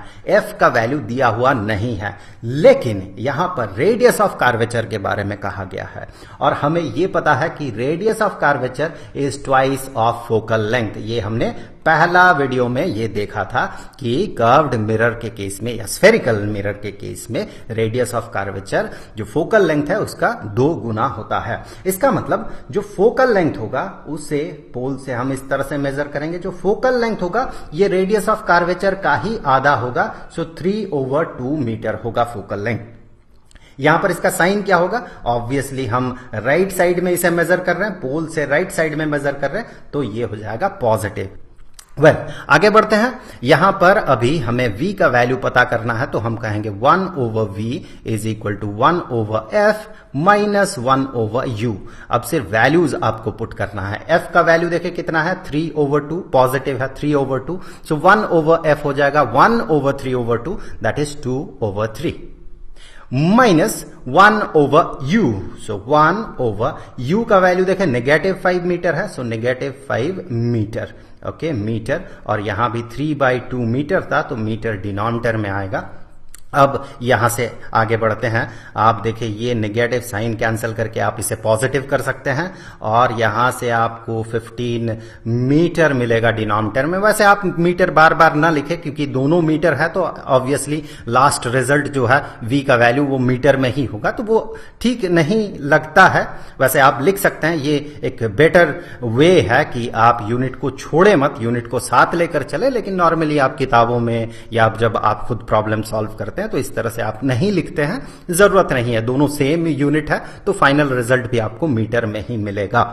अब आप देखिए यहां से ये हो जाएगा 3 into 5 is 15, 5 into 2 is 10, सो 10 और ये +3, सो यहां से आपको मिलेगा 13/15। अब ये तो 1/v का वैल्यू है। यहां पर गौर कीजिएगा, इस तरह के केसेस में हम गलती कर जाते हैं, सीधे हम इसका वैल्यू v अज्यूम कर लेते हैं और फिर इसी को आंसर बता देते हैं। ऐसा नहीं है। 1/v का वैल्यू हम पता कर रहे हैं, दैट मीन v का वैल्यू होगा इसी का रेसिप्रोकल, दैट मीन 15/13, और यूनिट चूंकि दोनों मीटर में था तो ये भी यूनिट मीटर में ही आएगा, इसका भी यूनिट मीटर होगा। आप इसे कैलकुलेट करें तो ये अप्रॉक्सीमेटली ये आएगा 1.15 मीटर। सो ये जो वैल्यू है ये पॉजिटिव है, that mean v is positive 1.15 metre. तो इसका पोजीशन जो है पॉजिटिव डायरेक्शन में होगा और पोल से ये 1.15 मीटर दूर होगा। लेट्स से ये इस जगह पे कहीं पर सिचुएटेड होगा। यहां पर बनेगा, इस जगह पे बनेगा इमेज। अब इमेज कैसा होगा, इसके लिए ये सीधा होगा या उल्टा होगा, दैट मीन इरेक्ट होगा या इन्वर्टेड होगा, कितना बड़ा होगा कितना छोटा होगा, इसके लिए आपको मैग्निफिकेशन समझना होगा। तो नेक्स्ट पार्ट में वो हम देखेंगे। फिलहाल तो अगले न्यूमेरिकल प्रॉब्लम की तरफ बढ़ते हैं कि एक ऑब्जेक्ट को 25 सेंटीमीटर दूर रखा गया है एक कॉनकेव मिरर से, जिसका फोकल लेंथ 15 सेंटीमीटर का है। इसका जो फोकल लेंथ है, जो कि ऑब्वियसली हम पोल से मेजर करेंगे, ये इसका प्रिंसिपल फोकस है, ये इसका फोकल लेंथ है और फोकल लेंथ कहा गया 15 सेंटीमीटर का है। और चूंकि ये negative direction of x axis है या फिर पोल से लेफ्ट साइड में मेजर किया गया है, तो इसका वैल्यू हम नेगेटिव कंसीडर करेंगे इन मिरर फॉर्मूला। अब देखिए क्या कहा गया कि ऑब्जेक्ट को प्लेस किया गया है 25 सेंटीमीटर दूर। तो ऑब्जेक्ट को लेट्स से हमने यहां पर प्लेस किया है, ये है ऑब्जेक्ट। यहां पर ऑब्जेक्ट को प्लेस किया गया। तो ये जो ऑब्जेक्ट डिस्टेंस है पोल से हम जो मेजर कर रहे हैं, ये जो ऑब्जेक्ट डिस्टेंस है u is equal to 25 centimetres, लेकिन ये नेगेटिव होगा क्योंकि हम इसे लेफ्ट साइड में मेजर कर रहे हैं। अकॉर्डिंग टू साइन कन्वेंशन इसे हम नेगेटिव कंसीडर करेंगे। अब देखिए क्या पूछा गया है कि हम एक स्क्रीन को कहां पर, मिरर से कितना दूर प्लेस करेंगे ताकि हमें शार्प इमेज मिले। तो शार्प इमेज हमें कहां पर मिलेगा? शार्प इमेज हमें वहीं पर मिलेगा जिस जगह को हम कहेंगे मिरर से वो कितना दूर है, मिरर से वो इमेज डिस्टेंस दूर है। दैट मीन अल्टीमेटली ये आपसे पूछ रहा है कि v का वैल्यू क्या है, v कितना है, यही पूछा जा रहा है। तो यहां पर मिरर फॉर्मूला हम यूज करेंगे 1 over u plus 1 over v is equal to 1 over f। हमें v पता करना है, तो यहीं से हम कह सकते हैं कि 1 over v is equal to 1 over f minus 1 over u। अब वैल्यूज को सिर्फ पुट करना है 1 ओवर f का वैल्यू देखें negative 15 centimetre, negative 15 minus 1 over u, 1 over u का वैल्यू देखे कितना होगा, 25 सेंटीमीटर का है, नेगेटिव 25, सो नेगेटिव 25 सेंटीमीटर। अब देखिए इसे हम यहां से कैंसिल करके इसे प्लस कर सकते हैं और अब अगर कैलकुलेट करें तो यहां से डिनोमिनेटर को हम 75 बना सकते हैं और न्यूमरेटर देखे क्या होगा, 15 इंटू 5 इज 75, ये नेगेटिव साइन भी है, so negative 5 into 1 is equal to 5, so negative 5 और यहां से आ जाएगा प्लस 3, तो ये बन जाएगा नेगेटिव 2 डिवाइडेड बाय 75। ध्यान दें ये 1 ओवर v का वैल्यू है, तो v का जो वैल्यू हुआ वो हो जाएगा 1 over this term, that is equal to negative 75 divided by 2, that is equal to negative 37.5। 75 divided by 2 is 37.5। So negative 37.5 मतलब जो इमेज बनेगा वो पोल से किस डायरेक्शन में होगा, नेगेटिव साइन क्या बताएगा आपको, वो होगा लेफ्ट साइड में होगा। और कितना दूर होगा, 37.5 सेंटीमीटर। ऑब्वियसली सेंटीमीटर हमें लिखना होगा यूनिट इसका, क्योंकि बाकी दोनों भी सेंटीमीटर में ही है। अगर कभी ऐसा हो कि कुछ वैल्यू मीटर में दिया गया है, जैसे कि मान ले f का वैल्यू मीटर में है और u का वैल्यू सेंटीमीटर में है, तो आप उस सेंटीमीटर को मीटर में या मीटर को सेंटीमीटर में पहले कन्वर्ट कर लीजिएगा, दोनों यूनिट सेम होना चाहिए और फाइनल जो भी वैल्यू आपको मिलेगा उसका यूनिट भी वही होगा। तो यहां से हम कह सकते हैं कि इमेज जो है 37.5 सेंटीमीटर दूर होगा मिरर के पोल से, और वो पोल के लेफ्ट हैंड साइड में होगा क्योंकि यहां पर एक नेगेटिव साइन है। अब अगले वीडियो में जाकर हम ये देखेंगे कि ऑब्जेक्ट का जो साइज है उसके साथ इमेज के साइज का क्या रिलेशन है।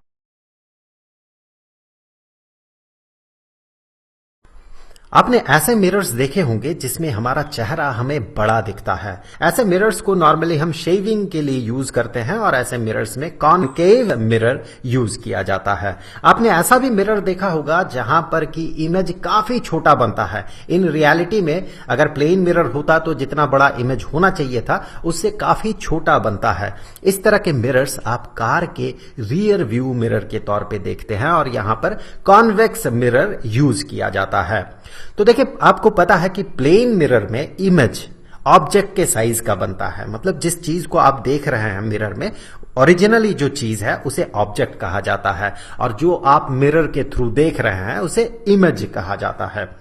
तो प्लेन मिरर जो है, जो नॉर्मल दर्पण है, जो हम आईना यूज करते हैं घर में, प्लेन मिरर, उसमें ऑब्जेक्ट का साइज इमेज का साइज बराबर होता है। लेकिन अगर मिरर स्फेरिकल हो, जैसे कि कॉनकेव मिरर हो या कॉन्वेक्स मिरर हो, इस तरह के केसेस में ऑब्जेक्ट का साइज और इमेज का साइज सेम नहीं होता है, अलग अलग होता है।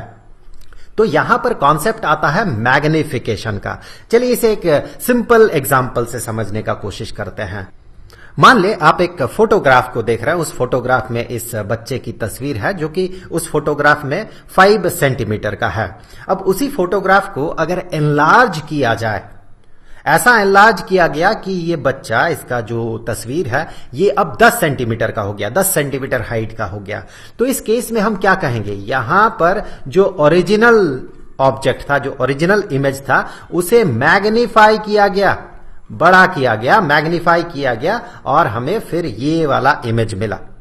तो ये जो प्रोसेस है, ये प्रोसेस है मैग्निफिकेशन। हम इसे बड़ा कर रहे हैं, और कितना बड़ा हम कर रहे हैं, अगर आप यहां सिंपल लॉजिक लगाए तो आप समझ पाएंगे। 5 सेंटीमीटर से हाइट अगर 10 सेंटीमीटर हो जाएगा तो हाइट का मैग्निफिकेशन 2 टाइम्स हुआ। तो इस तरह के केसेस में कहा जाता है कि मैग्निफिकेशन, हाइट मैग्निफिकेशन इसका 2 टाइम्स हो गया या 2 हो गया मैग्निफिकेशन। वेल, तो अगर इसे हम फॉर्मूला से रिप्रेजेंट करने की कोशिश करें तो हम यहां पर कह सकते हैं magnification is equal to finally जो ऑब्जेक्ट बना उसका जो हाइट है, हम हाइट मैग्निफिकेशन की बात कर रहे हैं। सो जो फाइनली ऑब्जेक्ट बना उसका जो हाइट है फाइनली, और जो ओरिजिनल ऑब्जेक्ट था उसका जो हाइट है, इन दोनों का रेशियो होगा मैग्निफिकेशन। कैलकुलेट करके देखें, ये सेंटीमीटर सेंटीमीटर कैंसिल हो जाएगा और फाइनली आपको 2 मिलेगा। तो ये मैग्निफिकेशन 2, और साथ ही साथ ये पॉजिटिव 2 होगा। ऑब्वियसली पॉजिटिव नेगेटिव पे हम आगे जब मिरर्स पे बात करेंगे तब डिटेल्स में बात करेंगे। तो यहां पर कहा जाता है मैग्निफिकेशन इज 2। आप गौर से देखिए, ये एक प्योर नंबर होगा, इसका कोई यूनिट नहीं होगा, क्योंकि दो same physical quantity, 10 centimetre height और 5 सेंटीमीटर हाइट, दो सेम फिजिकल क्वांटिटीज का रेशियो है, तो जो यूनिट है वो यूनिट कैंसल आउट हो जाएगा। तो यहां पर इस केस में मैग्निफिकेशन 2 है, इसका कोई यूनिट नहीं है। अब थोड़ा रियल एग्जांपल देख लेते हैं। ये एक कॉनकेव मिरर है और यहां पर एक ऑब्जेक्ट रखा गया 4 सेंटीमीटर का, इसका इमेज बन रहा है कुछ इस तरह का। इमेज जो बना, इमेज का हाइट है 2 सेंटीमीटर का। हमें यहां पर मैग्निफिकेशन पता करना है, तो सिंपली हम कह सकते हैं magnification is equal to image का हाइट। यहां पर थोड़ी देर रुकिएगा क्योंकि यहां पर साइन कन्वेंशन इंट्रोड्यूस करना होगा। हम वैसे सिंपली कह सकते हैं magnification is equal to image का हाइट। फाइनली कौन बना, इमेज बना। हम इमेज की मैग्निफिकेशन की बात कर रहे हैं, इमेज कितना मैग्नीफाई हुआ। यहां पर ये बड़ा तो नहीं हो रहा, छोटा हो रहा, फिर भी आप समझ जाएंगे इसका मतलब क्या होगा। वेल, तो यहां पर magnification is equal to finally उसका जो हाइट बनेगा विच इज 2 सेंटीमीटर्स। और यहां पर मैं आपको बता दूं, जब भी आप मिरर रिलेटेड कोई भी फॉर्मूला यूज करेंगे, चाहे वो मिरर फॉर्मूला हो या मैग्निफिकेशन फॉर्मूला हो, आपको साइन कन्वेंशन फॉलो करना होगा। तो यहां पर अगर हम साइन कन्वेंशन फॉलो करें तो साइन कन्वेंशन हमें यह कहता है कि ऊपर या नीचे अगर आप किसी डिस्टेंस को मेजर कर रहे हैं, जैसे हाइट मेजर करने के लिए हमें ऊपर इस तरह से या नीचे इस तरह से मेजर करना होगा, तो उसका मेजरमेंट प्रिंसिपल एक्सिस से होगा। ये जो है, ये centre of curvature, principal focus और पोल होते हुए जो स्ट्रेट लाइन है, स्ट्रेट लाइन को प्रिंसिपल एक्सिस कहा जाता है। तो प्रिंसिपल एक्सिस से हमें मेजर करना होगा। तो यहां पर देखिए, इसका हाइट हम मेजर कर रहे हैं इस डायरेक्शन में, प्रिंसिपल एक्सिस से इस डायरेक्शन में हम मेजर कर रहे हैं, हमें मिल रहा है ये 4 सेंटीमीटर का है। अब दूसरे केस में आप देखिए, इसे जब हम मेजर कर रहे हैं इसके हाइट को, तो हम नीचे की तरफ बढ़ रहे हैं प्रिंसिपल एक्सिस से। दैट मीन जो साइन कन्वेंशन कहता है, वो साइन कन्वेंशन ये कहता है कि अगर आप ऊपर की तरफ मेजर कर रहे हैं तो उसे आप पॉजिटिव कंसीडर करें, और अगर आप प्रिंसिपल एक्सिस से नीचे की तरफ मेजर कर रहे हैं तो आप उसे नेगेटिव कंसीडर करें। अब आप मैग्निफिकेशन पता कीजिए, तो यहां पर मैग्निफिकेशन आएगा -2 centimetres divided by 4 centimetres. Obviously this is positive 4 centimetre. तो आप कैलकुलेट करेंगे, सेंटीमीटर सेंटीमीटर कैंसिल हो जाएगा, कैलकुलेट करने से आपको मिलेगा ये -1/2। वेल, जब भी मैग्निफिकेशन का वैल्यू आपको मिला, यहां पर -1/2 मिला, इसे 2 पार्ट में हमेशा तोड़ लीजिएगा। एक तो इसका साइन, ये साइन एक स्पेशल चीज इंडिकेट करेगा, पॉजिटिव या नेगेटिव, और दूसरा इसका जो एब्सोल्यूट वैल्यू है, इसका जो एब्सोल्यूट वैल्यू है, एब्सोल्यूट वैल्यू मतलब साइन छोड़ के जो वैल्यू है, ये दोनों ही आपको दो अलग अलग तरह का इंफॉर्मेशन देगा। पहला इंफॉर्मेशन देखते हैं, साइन आपको क्या इंफॉर्मेशन दे रहा है। यहां पर नेगेटिव साइन आपको क्या बता रहा है? वेल, ये नेगेटिव साइन आ कब सकता है? जब इन दोनों जो रेशियो में दो टर्म्स हम यूज कर रहे हैं, इन दोनों में से एक पॉजिटिव हो और दूसरा नेगेटिव हो। कोई भी पॉजिटिव हो, दूसरा नेगेटिव हो, तो फिर हमें यहां पर नेगेटिव साइन मिलेगा। एक पॉजिटिव और दूसरा नेगेटिव का मतलब क्या होगा? साइन कन्वेंशन के हिसाब से जो पॉजिटिव है वो ऊपर की तरफ होगा प्रिंसिपल एक्सिस से, और जो नेगेटिव है वो साइन कन्वेंशन के हिसाब से क्या होगा? वो प्रिंसिपल एक्सिस से नीचे की तरफ होगा। इसका मतलब ये नेगेटिव साइन हमें तभी मिल सकता है जब इमेज और ऑब्जेक्ट ऑपोजिट डायरेक्शन में हो। ऑब्जेक्ट जिस डायरेक्शन में है उसके ऑपोजिट डायरेक्शन में इमेज बने, मतलब वो इन्वर्टेड अगर बने, तब जाके यहां पर नेगेटिव साइन हमें मिलेगा। तो ये नेगेटिव साइन इंडिकेट करता है कि इमेज इन्वर्टेड है। अब ये जो एब्सोल्यूट वैल्यू है, इस वैल्यू को आप गौर से देखें, ये 1 से जब छोटा होगा तो ये क्या इंडिकेट करेगा? ये एक रेशियो है। देखिए ये 2 जो है, अभी साइन को आप भूल जाइए, ये 2 डिवाइडेड बाय 4 मैं लिख रहा हूं यहां पर, चूंकि एब्सोल्यूट वैल्यू के साथ हम डील कर रहे हैं, साइन का तो बात हमने कर लिया है। ये जो 2 डिवाइडेड बाय 4 है, ये 2 क्या है? ये 2 है इमेज का साइज।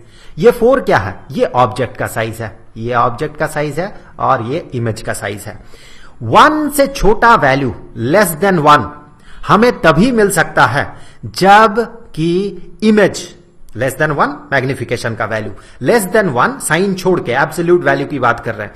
लेस देन 1 ये जो एब्सोल्यूट वैल्यू है हाफ, साइन को अभी भूल जाइए, साइन वाला काम हो गया।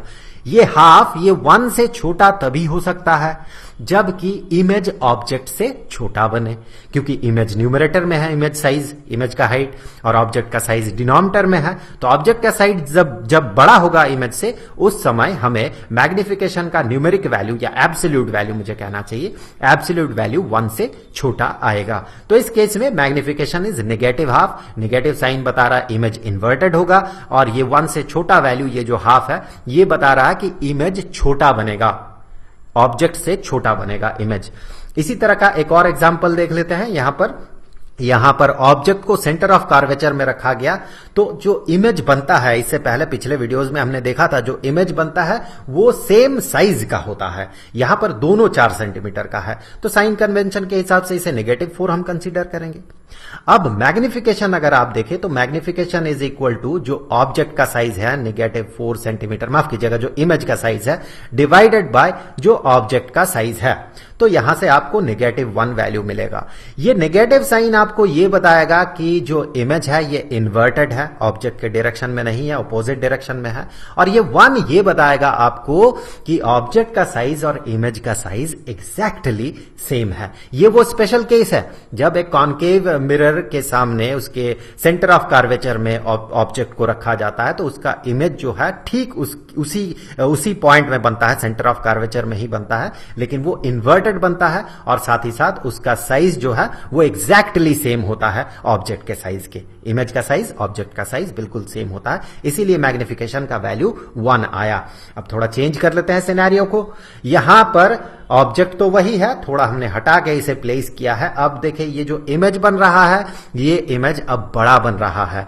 यहां पर आपको 8 सेंटीमीटर को नेगेटिव कंसीडर करना होगा, क्योंकि ये नीचे की तरफ है, प्रिंसिपल एक्सिस से नीचे की तरफ हम मेजर कर रहे हैं। ये 4 सेंटीमीटर ऑब्वियसली पॉजिटिव है। तो magnification is equal to image size 8 centimetres, -8 centimetres, object size 4 centimetres. तो यहां से आपको मिलेगा -2। तो यहां पर मैग्निफिकेशन -2 है। ये जो नेगेटिव साइन है ये बताएगा कि इमेज जो है इमेज इन्वर्टेड है, और ये 2 जो है, ये 2 आपको इंडिकेट करेगा कि मैग्निफिकेशन 2 टाइम्स हुआ, मतलब इमेज जो है ऑब्जेक्ट से बड़ा होगा और डबल साइज का होगा, 2 टाइम्स साइज का होगा। उसी तरह से अगर हम एक कॉन्वेक्स मिरर का केस कंसीडर करें, ऑब्जेक्ट वही है, अब हम इसका इमेज देख रहे हैं कहां पर बन रहा है, यहां पर इमेज बना है, तो दोनों ही केसेस में देखें हम इसे पॉजिटिव कंसीडर करेंगे, ऊपर की तरफ है। यहां पर मैग्निफिकेशन देखें आपको मिलेगा इमेज, ये वाला इमेज है 2 सेंटीमीटर, इमेज का हाइट डिवाइडेड बाय ऑब्जेक्ट का हाइट तो आपको सेंटीमीटर सेंटीमीटर कैंसिल हो गया, तो आपको मिलेगा 1/2 मैग्निफिकेशन के तौर पे आपको मिला, और ये पॉजिटिव 1/2 आपको मिलेगा यहां पर, +1/2। ये पॉजिटिव साइन आपको ये बता रहा है कि इमेज जो है ये इरेक्ट है, सीधा है, उल्टा नहीं है। और ये हाफ आपको ये बता रहा है कि उसका मैग्निफिकेशन हाफ टाइम्स हुआ, मतलब उसका साइज हाफ हो गया। अब चलिए आगे बढ़ते हैं और ये देखते हैं कि मैग्निफिकेशन को अगर हम फॉर्मूला में रिप्रेजेंट करें तो किस तरह से रिप्रेजेंट करेंगे। इसके लिए सबसे पहले चलिए मानते हैं कि ये जो हाइट है, ऑब्जेक्ट का हाइट, ये h है, और जो इमेज का हाइट है ये h' है। तो फिर जैसे कि हमने अब तक बात किया, यहां से ये क्लियर है कि मैग्निफिकेशन होगा height of image divided by height of object. यहां तक तो हमें पता है। अब देखिए, इसके लिए एक और फॉर्मूला हम यूज कर सकते हैं। वो फॉर्मूला है नेगेटिव ऑफ, इस नेगेटिव साइन को मत भूलिएगा, negative of v divided by u। यहां पर v है इमेज डिस्टेंस, मिरर से इमेज तक का डिस्टेंस, और u है ऑब्जेक्ट डिस्टेंस, मिरर से ऑब्जेक्ट तक का डिस्टेंस। अगर इस v की बात करें तो ये v है इस मिरर का जो पोल है, सेंट्रल पार्ट है, जो सेंट्रल पॉइंट है मिरर के सरफेस में, उस पोल से इस इमेज तक का डिस्टेंस, ये हो गया v इमेज डिस्टेंस, और पोल से ऑब्जेक्ट तक का जो डिस्टेंस है ये हो गया ऑब्जेक्ट डिस्टेंस, जिसे कि u से हम रिप्रेजेंट करते हैं। लेकिन ध्यान दें, जब आप मैग्निफिकेशन के लिए ये फॉर्मूला यूज करेंगे, उस समय v का जो भी वैल्यू होगा वहां पर साइन कन्वेंशन आपको फॉलो करना होगा, और u का भी जो वैल्यू होगा वहां भी साइन कन्वेंशन आपको फॉलो करना होगा। साइन कन्वेंशन ये कहता है कि जो भी पैरेलल टू प्रिंसिपल एक्सिस है, ये देखिए ये प्रिंसिपल एक्सिस है, जो भी पैरेलल टू प्रिंसिपल एक्सिस आप डिस्टेंसेस मेजर कर रहे हैं, जैसे कि v को कर रहे हैं, u को कर रहे हैं, वो पोल से करना होगा आपको। और साथ ही साथ जो positive direction of x axis है, इसे पॉजिटिव, और negative direction of x axis में इसे निगेटिव कंसीडर करना होगा। फॉर एग्जाम्पल हम मान लेते हैं कि ये u जो है, ऑब्जेक्ट जो है, इसे मान ले कि 6 सेंटीमीटर दूर रखा गया मिरर से, पोल से 6 सेंटीमीटर दूर है, और ये इमेज बन रहा है 3 सेंटीमीटर दूर मिरर से, पोल से यहां तक का डिस्टेंस 3 सेंटीमीटर। तो यहां पर अगर आप मैग्निफिकेशन पता करेंगे तो सिंपली इन वैल्यूज को डायरेक्टली मत पुट कीजिए, यहां पर आप साइन कन्वेंशन पहले फॉलो कीजिए। साइन कन्वेंशन के हिसाब से इस डायरेक्शन में मेजरमेंट पॉजिटिव होगा तो ये +3 सेंटीमीटर हो जाएगा, और इस डायरेक्शन में मेजरमेंट नेगेटिव कंसीडर करेंगे तो ये -6 सेंटीमीटर हो जाएगा। अब अगर आप मैग्निफिकेशन देखें तो आप पाएंगे magnification is equal to negative of v का वैल्यू है 3 सेंटीमीटर, पॉजिटिव 3 सेंटीमीटर, और u का वैल्यू है -6 सेंटीमीटर। तो यहां से नेगेटिव साइन ये कैंसिल हो जाएगा और आपको मैग्निफिकेशन के तौर पे मिलेगा +1/2। ये पॉजिटिव साइन आपको बता रहा है कि इमेज जो है ये इरेक्ट है, सीधा है, उल्टा नहीं है, और ये हाफ आपको बता रहा है कि इमेज आधा हो गया। अब इस नॉलेज के साथ चलिए एनसीईआरटी में दिया हुआ कुछ एग्जाम्पल्स हम सॉल्व कर लेते हैं। सबसे पहले 10.1, इसका पहला पार्ट हमने पिछले वीडियो में, मिरर फॉर्मूला वाले वीडियो में हमने सॉल्व किया है, तो अभी सेकंड पार्ट पे हम बात करेंगे। इस पार्ट के लिए इंपॉर्टेंट जो चीज है वो यही है कि ये एक कॉन्वेक्स मिरर है, और इससे 5 मीटर दूर यहां पर एक ऑब्जेक्ट को रखा गया, एक बस है, बस ऑब्जेक्ट है। तो ये जो ऑब्जेक्ट डिस्टेंस है ये 5 मीटर का है, लेकिन ध्यान दें साइन कन्वेंशन के हिसाब से इसे हम -5 मीटर कंसीडर करेंगे। हमें इमेज का पोजीशन पता करना है, जो कि लास्ट वीडियो में हमने पता कर लिया है। इमेज का पोजीशन यहां पर ये 1.15 मीटर है, इमेज का पोजीशन, ये हमने पिछले वीडियो में पता किया है।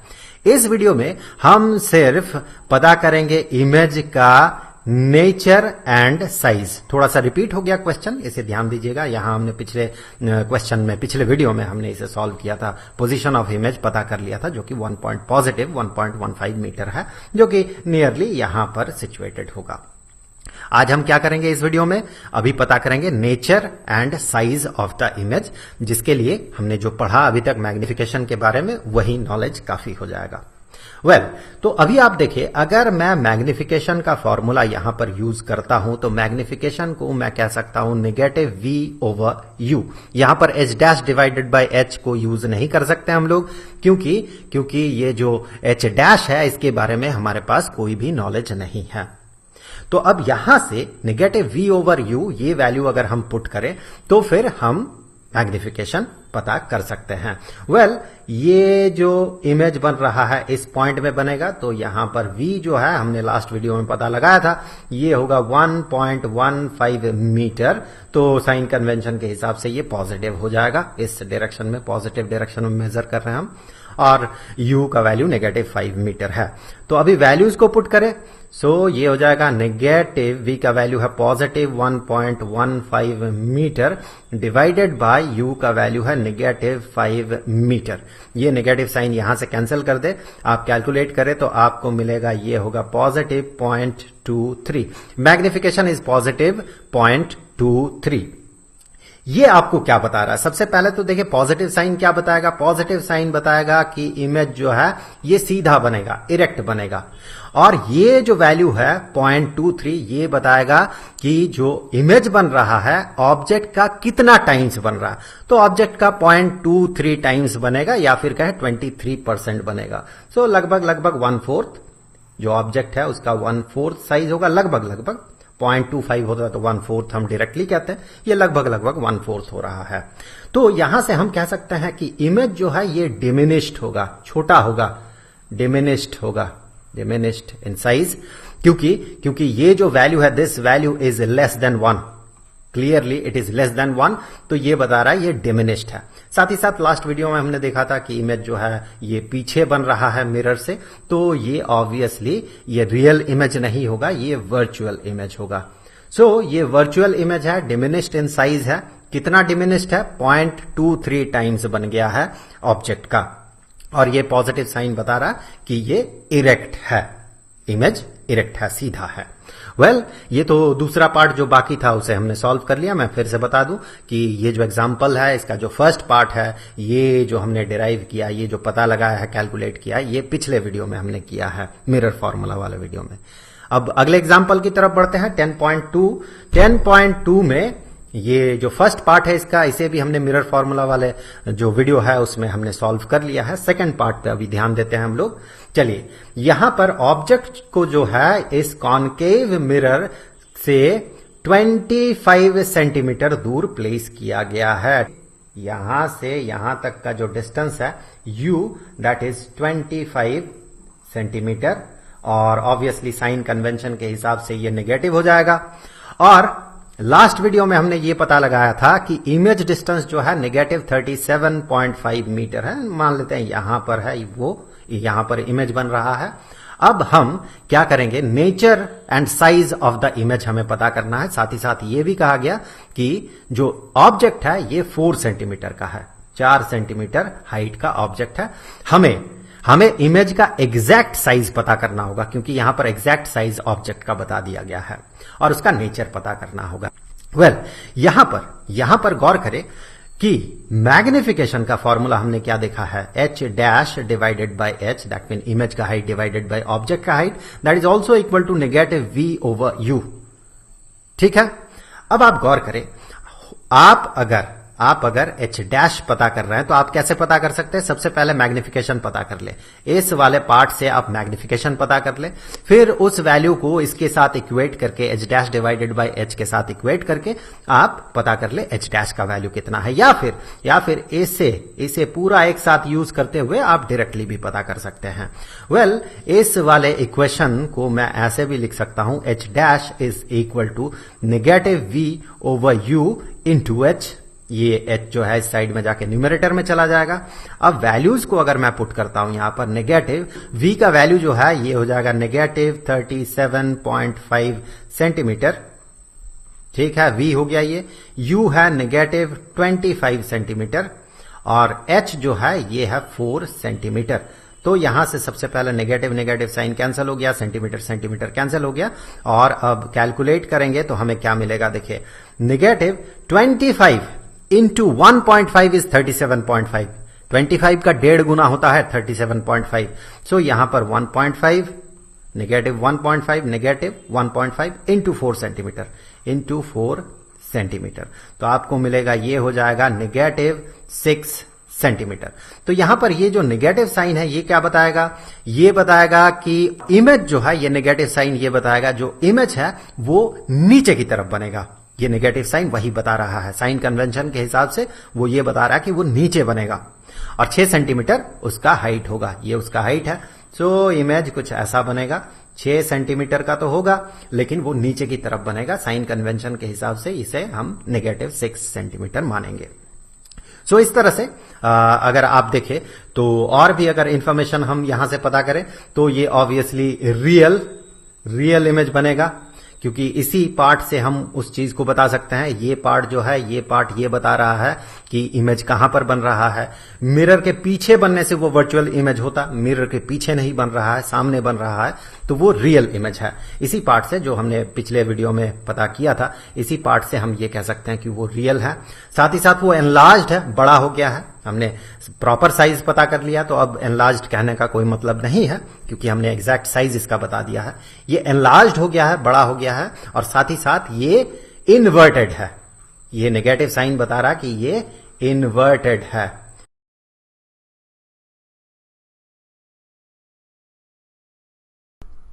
आज के इस वीडियो में हम लोग ये प्रूव करेंगे कि एक स्फेरिकल मिरर का रेडियस ऑफ कर्वेचर उसके फोकल लेंथ का डबल होता है।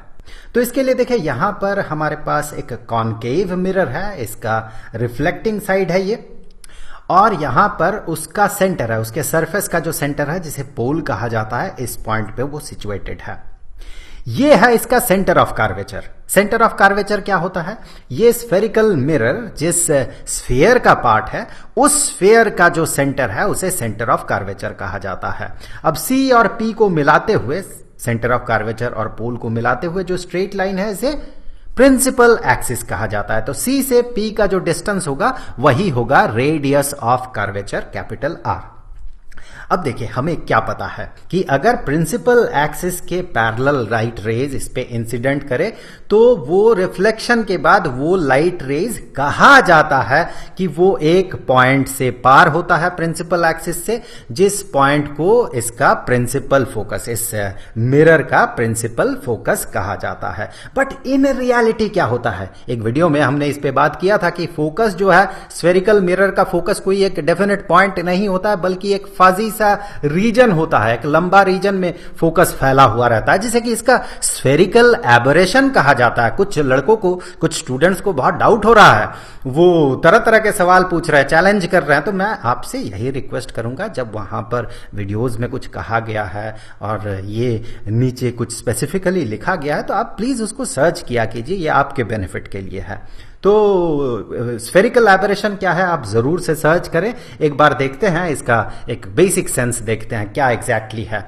अगर लाइट रे, प्रिंसिपल एक्सिस के पैरेलल लाइट रे अगर प्रिंसिपल एक्सिस से काफी दूर, मतलब इस मिरर के काफी ऊपर की तरफ अगर इंसिडेंट करे और रिफ्लेक्ट करके वापस आए, तो ये इसके एक पॉइंट से पार होता है, प्रिंसिपल एक्सिस से ऑब्वियसली पार होना ही है। लेकिन अगर कोई दूसरा लाइट रे रहे जो कि प्रिंसिपल एक्सिस के बहुत करीब से पार हो, देन वो प्रिंसिपल एक्सिस को रिफ्लेक्शन के बाद जहां से पार करेगा, इन दोनों पॉइंट्स में एक डिफरेंस होगा।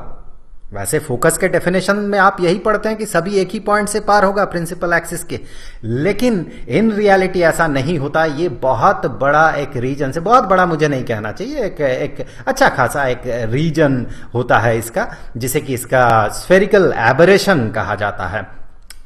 ये एक प्रॉब्लम तो है ही स्फेरिकल मिरर्स के साथ। इसीलिए जहां पर बहुत प्रिसीजन की जरूरत होती है, जो इमेज बनाना है, बहुत प्रिसाइज इमेज बनाना है, तो उस तरह के सिचुएशन में स्फेरिकल मिरर यूज नहीं किया जाता। आई वंस अगेन रिपीट कि स्फेरिकल एबरेशन होता है स्फेरिकल मिरर में, जिसके कारण जहां प्रिसीजन की जरूरत होती है वहां पर स्फेरिकल मिरर यूज नहीं किया जाता है, वहां पर पैराबोलिक मिरर यूज किया जाता है। तो ये एक बेसिक सा आइडिया है कि ऐसा अलग अलग पॉइंट से पार होता है। प्रिंसिपल एक्सिस से जितना दूर वो रे पार होगा, वो उतना ज्यादा डेविएटेड होगा, रिफ्लेक्शन के बाद वो उस पॉइंट से उतना ज्यादा दूर से पार होगा। तो अब हम लोग एक एग्जाम्पल लेते हैं। कि अगर बहुत दूर से एक पैरेलल लाइन एक parallel light ray, principal axis के पैरेलल लाइट रे अगर इंसिडेंट करे और फिर रिफ्लेक्ट करे, और लेट अस से वो जिस पॉइंट से पार हो रहा है उस पॉइंट को हमने नाम दे दिया x, प्रिंसिपल एक्सिस को पार कर रहा है जिस जगह से उसे हमने x नाम दे दिया। अब यहां से हम कुछ प्रॉपर्टीज ये जो cx है और x और इस पॉइंट के बीच का जो डिस्टेंस है, लेट अस से यहां पर जहां इंसिडेंट कर रहा है ये, इस पॉइंट को नाम दे देते हैं पॉइंट m। ओके, ये वाला जो पॉइंट है ये पॉइंट m है। तो cx और xm के बीच क्या रिलेशन है, सबसे पहले तो हम ये देखेंगे, उसके बाद आगे कुछ करके हम इसे प्रूव कर सकते हैं। तो सबसे पहले देखिए, यहां पर अगर मैं c और पॉइंट m को मिला देता हूं तो चूंकि c इसका सेंटर है इस स्फेरिकल स्फीयर का, जिस स्फीयर का पार्ट है ये स्फेरिकल मिरर है, चूंकि इसका सेंटर है तो cm जो है ये इसका रेडियस हो जाएगा इस स्फीयर का, और रेडियस जो है इस जगह पे, इस रीजन पे ये 90 डिग्री का एंगल बनाएगा। दैट मीन इस m पॉइंट में ये जो c से m तक हमने लाइन ड्रॉ किया है वो इसका नॉर्मल का काम करेगा। यहां पर जो रिफ्लेक्शन हो रहा है, ये जो इंसिडेंट रे है और ये रिफ्लेक्टेड रे है, यहां पर जो रिफ्लेक्शन हो रहा है वहां पर cm जो है नॉर्मल का काम करेगा। हेंस हम यहां से ये कह सकते हैं कि ये जो एंगल है, ये angle of incidence I, that is equal to angle of reflection. Angle of reflection को नॉर्मली R से हम डिनोट करते हैं, पर यहां पर चूंकि I और R बराबर होगा, फॉर सेक ऑफ सिंप्लिसिटी हम इसे भी I नाम दे देते हैं। वेल, अब आगे बढ़ते हैं।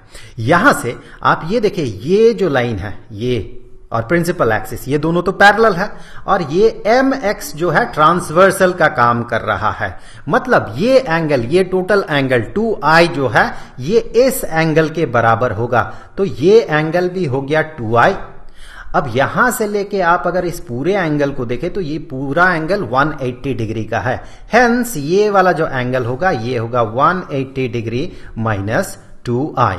अब एक ट्राइंगल का 3 इंटरनल एंगल्स का सम जो है ये 180 डिग्री होता है। मतलब ये एंगल प्लस ये एंगल जो I है प्लस 180 डिग्री माइनस 2i, इन तीनों का समेशन जो है ये 180 डिग्री होगा। तो हम यहां से सिंपल कैलकुलेशन से ये कह सकते हैं ये एंगल भी I होगा। अब एक ट्राइंगल में, ये ट्राइंगल कुछ इस तरह का है। एक ट्राइंगल में अगर दो एंगल्स इक्वल हो तो इसका मतलब इन दो एंगल्स का जो अपोजिट साइड है, इसका अपोजिट साइड ये और इस एंगल का अपोजिट साइड ये दोनों साइड एक दूसरे के साथ बराबर होगा। अब एक दूसरे के साथ बराबर होगा, इसका मतलब क्या हुआ? इसका मतलब हुआ cx is equal to xm। cx is equal to xm। अब आप यहां से गौर करें, अगर मैं x को सेंटर बनाता हूं और एक सर्कल बनाने का कोशिश करता हूं, एक सर्कल बनाने का यहां पर कोशिश करता हूं, आर्क बनाऊंगा मैं, और xm को मैं रेडियस बनाऊंगा, xm को मैं रेडियस बनाऊंगा और एक आर्क बनाने का कोशिश करूंगा, तो वो आर्क कुछ इस तरह का होगा। अगर मैं C से कोशिश करता, अगर मैं C से M तक रेडियस बनाते हुए अगर मैं इस तरह से आर्क बनाता तो ये P से पार होता, डेफिनेटली पार होना ही है। लेकिन हम क्या कर रहे हैं, इस बार हम X को सेंटर बनाते हुए हम आर्क बनाने की कोशिश कर रहे हैं इस पॉइंट से। दैट मीन XM को रेडियस बना के हमने इस तरह का आर्क बनाया। डेफिनेटली वो P से पार नहीं होगा, P के काफी दूर से पार होगा। देखिए यहां पर ये सर्कल है, ये सेंटर है और यहां पर P है मान ले। अगर मैं यहां से इस तरह से आर्क बनाऊं तो ये P से पार होगा, लेकिन अगर मैं एक किसी और पॉइंट से, लेटर से यहां से इसे रेडियस बनाते हुए अगर मैं आर्क ड्रॉ करूंगा तो वो डेफिनेटली P से पार नहीं होगा, P से दूर से पार होगा, P से काफी दूर से पार होगा। तो यहां पर देखिए इस लेंथ को आप याद रखें, ये वाला लेंथ इस केस में काफी ज्यादा होगा ये वाला लेंथ। लेकिन अगर ये वाला जो लाइट रे है ये काफी क्लोज इंसिडेंट करे, पोल के काफी क्लोज इंसिडेंट करे, तो उस समय क्या होगा? लेट अस से ये x डैश से पार हो रहा है अभी, तो फिर अब देखे ये सी एक्स डैश जो है, प्रीवियस लॉजिक से हम कह सकते हैं सी एक्स डैश जो है ये इंसिडेंट किया जिस पॉइंट पे, इस पॉइंट को नाम दे देते हैं एम, तो सी एक्स डैश जो है that is equal to X dash M. इसमें तो कोई डाउट नहीं, इससे पहले हमने इसे प्रूव कर लिया है। C X dash is equal to X dash M. आप इस बार भी वही कर सकते हैं, सी से एम को मिलाइए, आपको यहां पर आई एंगल मिलेगा, यहां भी आई एंगल मिलेगा, ये साइड और ये साइड बराबर हो जाएगा। अब मजेदार बात देखिए यहां पर, चूंकि ये एम पॉइंट और पी पॉइंट काफी क्लोज है, बहुत बहुत क्लोज है, तो फिर यहां पर अगर मैं एक्स डैश को सेंटर बनाते हुए अब एम पॉइंट तक मिलाते हुए, एक्स डैश एम को रेडियस बनाते हुए अगर मैं आर्क बनाऊंगा इस तरह से आर्क बनाऊंगा, तो ये जो पी है इस पी के काफी करीब से ये पार होगा, पी के काफी करीब से पार होगा, क्योंकि ये एम पॉइंट और पी पॉइंट बहुत क्लोज है, बहुत बहुत क्लोज है। ये लाइट रे जितना करीब प्रिंसिपल एक्सिस के जितना करीब से इंसिडेंट करेगा, उतना ये वाला जो डिफरेंस है, ये वाला पोल और ये जो आर्क मैं ड्रॉ कर रहा हूं, इन दोनों के बीच का डिस्टेंस बहुत कम होगा। अब डिस्टेंस जब बहुत कम है इस केस में, तो हम ये कह सकते हैं that is nearly equal to X dash M is nearly equal to X dash P. तो यहां पर जितना करीब होगा ये लाइट रे इंसिडेंट जो कर रहा, ये प्रिंसिपल एक्सिस के जितना करीब होगा, जितना ज्यादा करीब होते जाएगा, इसे और करीब से पार करे, तो ये जो है ये और बराबर हो जाएगा, ये X dash M X dash P के और क्लोज हो जाएगा, ये इक्वालिटी के और करीब पहुंचेगा। तो फिर आप यहां से देखें, अगर ये दोनों ऑलमोस्ट इक्वल हुआ, जितना हम छोटा करेंगे अपार्चर को, उतना ये दोनों का इक्वालिटी वैलिड होते जाएगा, ये दोनों उतना करीब पहुंचते जाएगा इक्वालिटी के।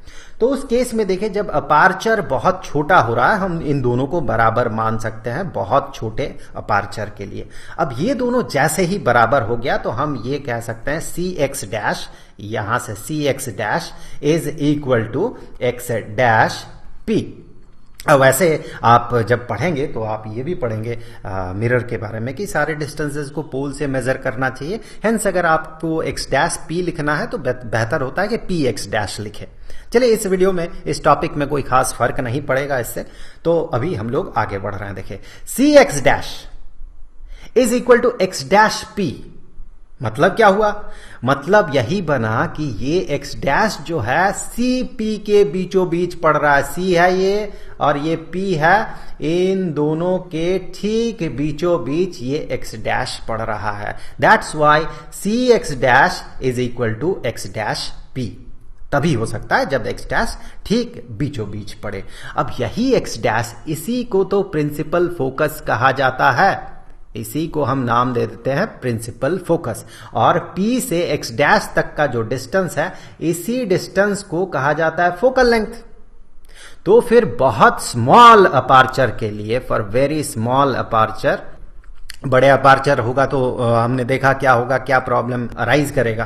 तो बहुत छोटे अपार्चर के लिए ये वैलिड होगा। तो बहुत छोटे अपार्चर के लिए आप देखें, ये जो एक्स डैश है, ये सी और पी के बीचों बीच पड़ रहा, और सी पी का जो डिस्टेंस है, सी पी जो लेंथ है, इसी को हम रेडियस ऑफ कर्वेचर कहते हैं। तो फिर पी एक्स डैश जो है, या अभी हम इसे पी एफ कह सकते हैं। पी एफ जो है, चूंकि एफ इसके सेंटर में पड़ रहा, बीचों बीच पड़ रहा, so that is equal to R divided by 2। और P F by definition that P F is equal to focal length. तो यहां से इस रिलेशन से आगे बढ़ के आप ये कह सकते हैं कि radius of curvature is equal to twice of focal length. इससे पहले हम लोगों ने मिरर फॉर्मूला पे बात किया था, जो कि होता है 1 over object distance plus 1 over image distance is equal to 1 over focal length. आज के इस वीडियो में हम इस फॉर्मूला को डिराइव करने वाले हैं। तो यहां पर देखिए, इस फिगर में आपको एक मिरर दिख रहा है, स्फेरिकल मिरर, जो कि एक कॉनकेव मिरर है। यहां पर ये इसका रिफ्लेक्टिंग सरफेस है और पीछे यहां पर ये पॉलिश्ड है। ये इसका प्रिंसिपल एक्सिस है।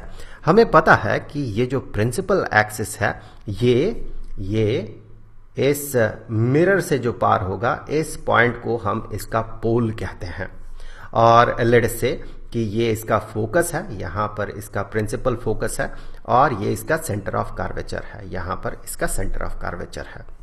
हम एक ऑब्जेक्ट ड्रॉ कर लेते हैं। चलिए यहां पर हमने ड्रॉ कर लिया एक ऑब्जेक्ट, ये रहा ऑब्जेक्ट और इसका इमेज हम अभी बनाएंगे। इसके लिए हमें क्या करना होगा, इस इमेज के लिए हम दो लाइट रेज को कंसीडर करेंगे। सबसे पहले तो लेट अस से ये एक लाइट रे ऐसा पार हो रहा जो कि प्रिंसिपल एक्सिस के पैरेलल है, तो हमें पता है बाय डेफिनेशन ये इसके फोकस से, प्रिंसिपल फोकस से पार होगा रिफ्लेक्ट करने के बाद, यहां पर मिरर से रिफ्लेक्ट करने के बाद। हम एक दूसरा लाइट रे कंसीडर कर लेते हैं जो कि सेंटर ऑफ कर्वेचर से पार हो रहा है। हमें पता है सेंटर ऑफ कर्वेचर से पार होता हुआ लाइट रे मिरर से रिफ्लेक्ट करने के बाद वापस उसी पाथ में पीछे की तरफ प्रोपेगेट कर जाता है। तो ये दोनों लाइट रेज यहां पर मीट कर रहा है। हम एक तीसरा लाइट रे भी ड्रॉ कर सकते हैं, यहां पर इस तरह से जो पोल में इंसिडेंट कर रहा हो और पोल से ये रिफ्लेक्ट करके इस तरह से आगे बढ़ गया हो। ऐसे केसेस में, इस केस में क्या होता है कि ये वाला जो एंगल होता है, ये वाला एंगल एग्जैक्टली इक्वल होता है इस एंगल के, तो ये आप याद रखें। तो फिर हम कह सकते हैं यहां पर जो इमेज बनेगा वो इमेज बनेगा इस जगह पे, यहां पर इस तरह से ये इमेज ऐसा इन्वर्टेड इस तरह का इमेज बनेगा। चलिए इसे नाम दे देते हैं। यहां पर ऑब्जेक्ट जो है, ऑब्जेक्ट को हमने बी ए नाम दिया, तो इमेज को हम नाम दे रहे हैं B dash A dash, B dash A dash. अब यहां पर कुछ और पॉइंट्स को कंसीडर कर लेते हैं। ये जो पॉइंट है यहां पर जो ये इंसिडेंट कर रहा है, इस पॉइंट को हम एम नाम दे देते हैं, इस पॉइंट को चलिए एन नाम दे देते हैं। आपको पता होगा कि पोल से इमेज तक का जो डिस्टेंस है that mean P B dash, P से लेके बी डैश, ये डिस्टेंस इसे इमेज डिस्टेंस कहा जाता है। और पोल से ऑब्जेक्ट तक का distance that mean P B, इसे ऑब्जेक्ट डिस्टेंस कहा जाता है। तो इसे पी से बी डैश, इस डिस्टेंस को वी से डिनोट किया जाएगा और पी से बी इस डिस्टेंस को यू से डिनोट किया जाएगा। आगे चल के हम साइन कन्वेंशन को भी फॉलो करेंगे। फिलहाल के लिए देखें, अभी हम लोग क्या करेंगे, और P से F तक का डिस्टेंस को focal length small letter f से डिनोट किया जाता है। अब हम लोग क्या करेंगे, सबसे पहले आप दो ट्राइंगल्स को देखिए। यहां पर ये वाला ट्राइंगल जो होगा B dash A dash F, ये वाला ट्राइंगल, और आप देखें FPM, FPM मतलब ये अभी फिलहाल ये आपको ट्राइंगल की तरह नहीं दिख रहा, लेकिन यहां पर हम कुछ कंसिडरेशन करेंगे। ये जो मिरर है ये एक बहुत ही पतला मिरर है, थिन मिरर है। इसके लिए क्या किया जाता है, इसके लिए हम अगर यहां पर एक परपेंडिकुलर ड्रॉप करेंगे, M से P तक अगर हम एक परपेंडिकुलर ड्रॉप करें और इस पॉइंट को हम अगर नाम दे P डैश, तो फिर P और P डैश बहुत करीब होगा, बहुत क्लोज होगा। हम इंटरचेंजेबली P और P डैश को यूज कर सकते हैं क्योंकि ये दोनों बहुत बहुत बहुत करीब है। जितना पतला मिरर होगा वो P और P डैश उतना करीब आते जाएगा। तो इसीलिए आप FPM इसे आप एक ट्राइंगल की तरह मान सकते हैं। वैसे ये ट्राइंगल है नहीं, नियरली ट्राइंगल है। आप मान ले जब भी मैं P की बात करूंगा, मैं यहां पर इस पॉइंट की बात कर रहा हूं, P डैश की बात कर रहा हूं। ये दोनों बहुत क्लोज होने के कारण हम ऐसा कह सकते हैं। वेल, तो सबसे पहले हम दो ट्राइंगल्स यहां पर कंसीडर करेंगे। एक तो B dash A dash, B dash A dash F, और ट्राइंगल FPM, FPM। ये दोनों ट्राइंगल्स सिमिलर ट्राइंगल्स होंगे। इसके पीछे रीजन ये है कि अगर हम इस परपेंडिकुलर को देखें तो यहां पर 90 डिग्री का एंगल होगा, यहां भी 90 डिग्री का एंगल है। ये एंगल और ये एंगल सेम है, तो हम कह सकते हैं ये एंगल और ये एंगल भी सेम ही होगा। तो दोनों ट्राइंगल्स जो है, दोनों ट्राइंगल्स सिमिलर ट्राइंगल्स है। अब सिमिलर ट्राइंगल के प्रॉपर्टी के हिसाब से हम कह सकते हैं ये वाला जो साइड है और ये वाला जो साइड है, इन दोनों का जो रेशियो होगा, ये वाला साइड मतलब ये जो परपेंडिकुलर है उसकी बात कर रहा हूं मैं, इन दोनों का जो रेशियो होगा, ये रेशियो बराबर होगा ये जो साइड है ये और ये जो साइड है इन दोनों के रेशियो के। ये सिमिलर ट्राइंगल का प्रॉपर्टी है। तो फिर यहां से हम ये कह सकते हैं कि B dash A dash, B dash A dash और PM इसका जो रेशियो है ये बराबर होगा B dash F B dash F और पी एफ इस रेशियो के ये बराबर होगा। अब यहां से आप देखें ये जो पीएम है, पीएम को हम ए बी के बराबर मान सकते हैं। यहां पर ये जो हाइट होगा ये हाइट ए बी के बराबर होगा क्योंकि ये जो लाइन है ये प्रिंसिपल एक्सिस के पैरेलल है। तो फिर यहां पर हम इसी चीज को ऐसे रिप्रेजेंट कर सकते हैं कि B dash A dash divided by P M के जगह बी ए लिख सकते हैं हम। B A is equal to B dash F divided by P F. अब हम लोग क्या करेंगे, एक और सेट ऑफ ट्राइंगल्स को कंसीडर करेंगे। वो सेट ऑफ ट्राइंगल्स है triangle A dash B dash P, मतलब A dash B dash P का मतलब हो गया ये वाला ट्राइंगल, और साथ ही साथ हम कंसीडर करेंगे ए बी पी, इस ट्राइंगल को कंसीडर करेंगे। यहां पर भी ये दोनों ट्राइंगल्स जो है सिमिलर ट्राइंगल्स होंगे। यहां पर ये दोनों सिमिलर ट्राइंगल्स होंगे ए बी पी और ए डैश बी डैश पी। ऐसा क्यों? क्योंकि ये एंगल इस एंगल के बराबर है, यहां पर 90 डिग्री बन रहा है, यहां पर 90 डिग्री बन रहा है, तो फिर ये वाला जो एंगल है ये वाला एंगल इस एंगल के बराबर होगा। तो तीनों एंगल्स एक दूसरे के साथ बराबर होने के कारण क्या होगा कि ये दोनों सिमिलर ट्राइंगल्स होंगे। अब सिमिलर ट्राइंगल होने के कारण क्या होगा, यहां पर देखे ये जो बी डैश पी ये वाला जो लेंथ है ये लेंथ और पी बी यहां बी पी ये लेंथ, इन दोनों का जो रेशियो होगा ये एग्जैक्टली बराबर होगा इस लेंथ के, that mean B dash A dash और ए बी इस लेंथ के रेशियो के। तो फिर वही वाला प्रॉपर्टी अगर हम यूज करते हैं तो हम यहां से कहेंगे कि बी डैश ए डैश और बी ए इसका जो रेशियो होगा ये बराबर होगा B dash P divided by P B या बी पी। इसे इक्वेशन 2 नाम दे देते हैं और ये था इक्वेशन 1। अब देखिए इक्वेशन 1 और इक्वेशन 2 को मिलाते हुए हमें क्या मिलेगा, from equation 1 and 2, from equation 1 and equation 2, इन दोनों इक्वेशंस को अगर आप मिलाएं तो देखिए यहां पर आपको सेम रेशियो दिख रहा है। सेम रेशियो दिख रहा है मतलब ये जो रेशियो है और ये रेशियो ये दोनों एक दूसरे के साथ बराबर होगा। तो फिर उसी प्रॉपर्टी को हम फिलहाल अभी यूज करेंगे कि B dash F divided by P F is equal to B dash P divided by B P. यहां से अभी आप देखें ये जो बी डैश एफ है, बी डैश एफ, इस चीज को हम कह सकते हैं B dash P minus P F. तो फिर यहां पर इसी चीज को बी डैश एफ को हम लिख सकते हैं B dash P minus P F divided by ये वाला पी एफ, ये पी एफ, ये बराबर हो जाएगा B dash P divided by B P के। अब देखिए यहां पर ये जो बी डैश पी है ये क्या है, पी बी डैश, ये क्या होगा, ये हो जाएगा इमेज डिस्टेंस। ठीक है, ये हो गया इमेज डिस्टेंस। और पी एफ हो गया फोकल लेंथ, और बी पी बी से लेके पी ये हो गया ऑब्जेक्ट डिस्टेंस। तो फिर यहां पर उसी चीज को अभी हम लोग लिख लेते हैं कि जैसे कि हमें पता है कि बी डैश पी जो है, बी डैश पी ये किसके बराबर होगा, बी डैश पी जो है ये इमेज डिस्टेंस के बराबर होगा। यहां पर इमेज बन रहा है, सो पी से बी डैश इमेज डिस्टेंस है। यहां पर साइन कन्वेंशन को अगर हम फॉलो करें तो फिर जैसे कि हमें पता है कि ये जो मेजरमेंट होगा ये मेजरमेंट पोल से होगा, पोल से हमें मेजर करना है, यहां से मेजर करना है, और ये जो हम मेजरमेंट कर रहे हैं इसके डायरेक्शन को देखिए ये हम लेफ्ट साइड में कर रहे हैं तो इसे नेगेटिव कंसीडर किया जाएगा। दूसरे शब्दों में कहें तो चूंकि इंसिडेंट रे का डायरेक्शन है इधर, यहां से देखिए इंसिडेंट रे इस डायरेक्शन में जा रहा है, तो फिर उसके ऑपोजिट डायरेक्शन में चूंकि हम मेजर कर रहे हैं तो फिर हमें कंसीडर करना होगा इसे नेगेटिव। तो यहां पर इसे हम नेगेटिव कंसीडर करेंगे। और देखें क्या है, और यहां पर पी एफ है,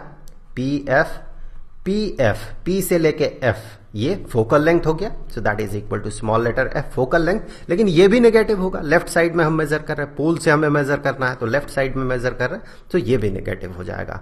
और क्या बचा, बीपी। बीपी जो है ये क्या है, बीपी हो गया ऑब्जेक्ट डिस्टेंस यू।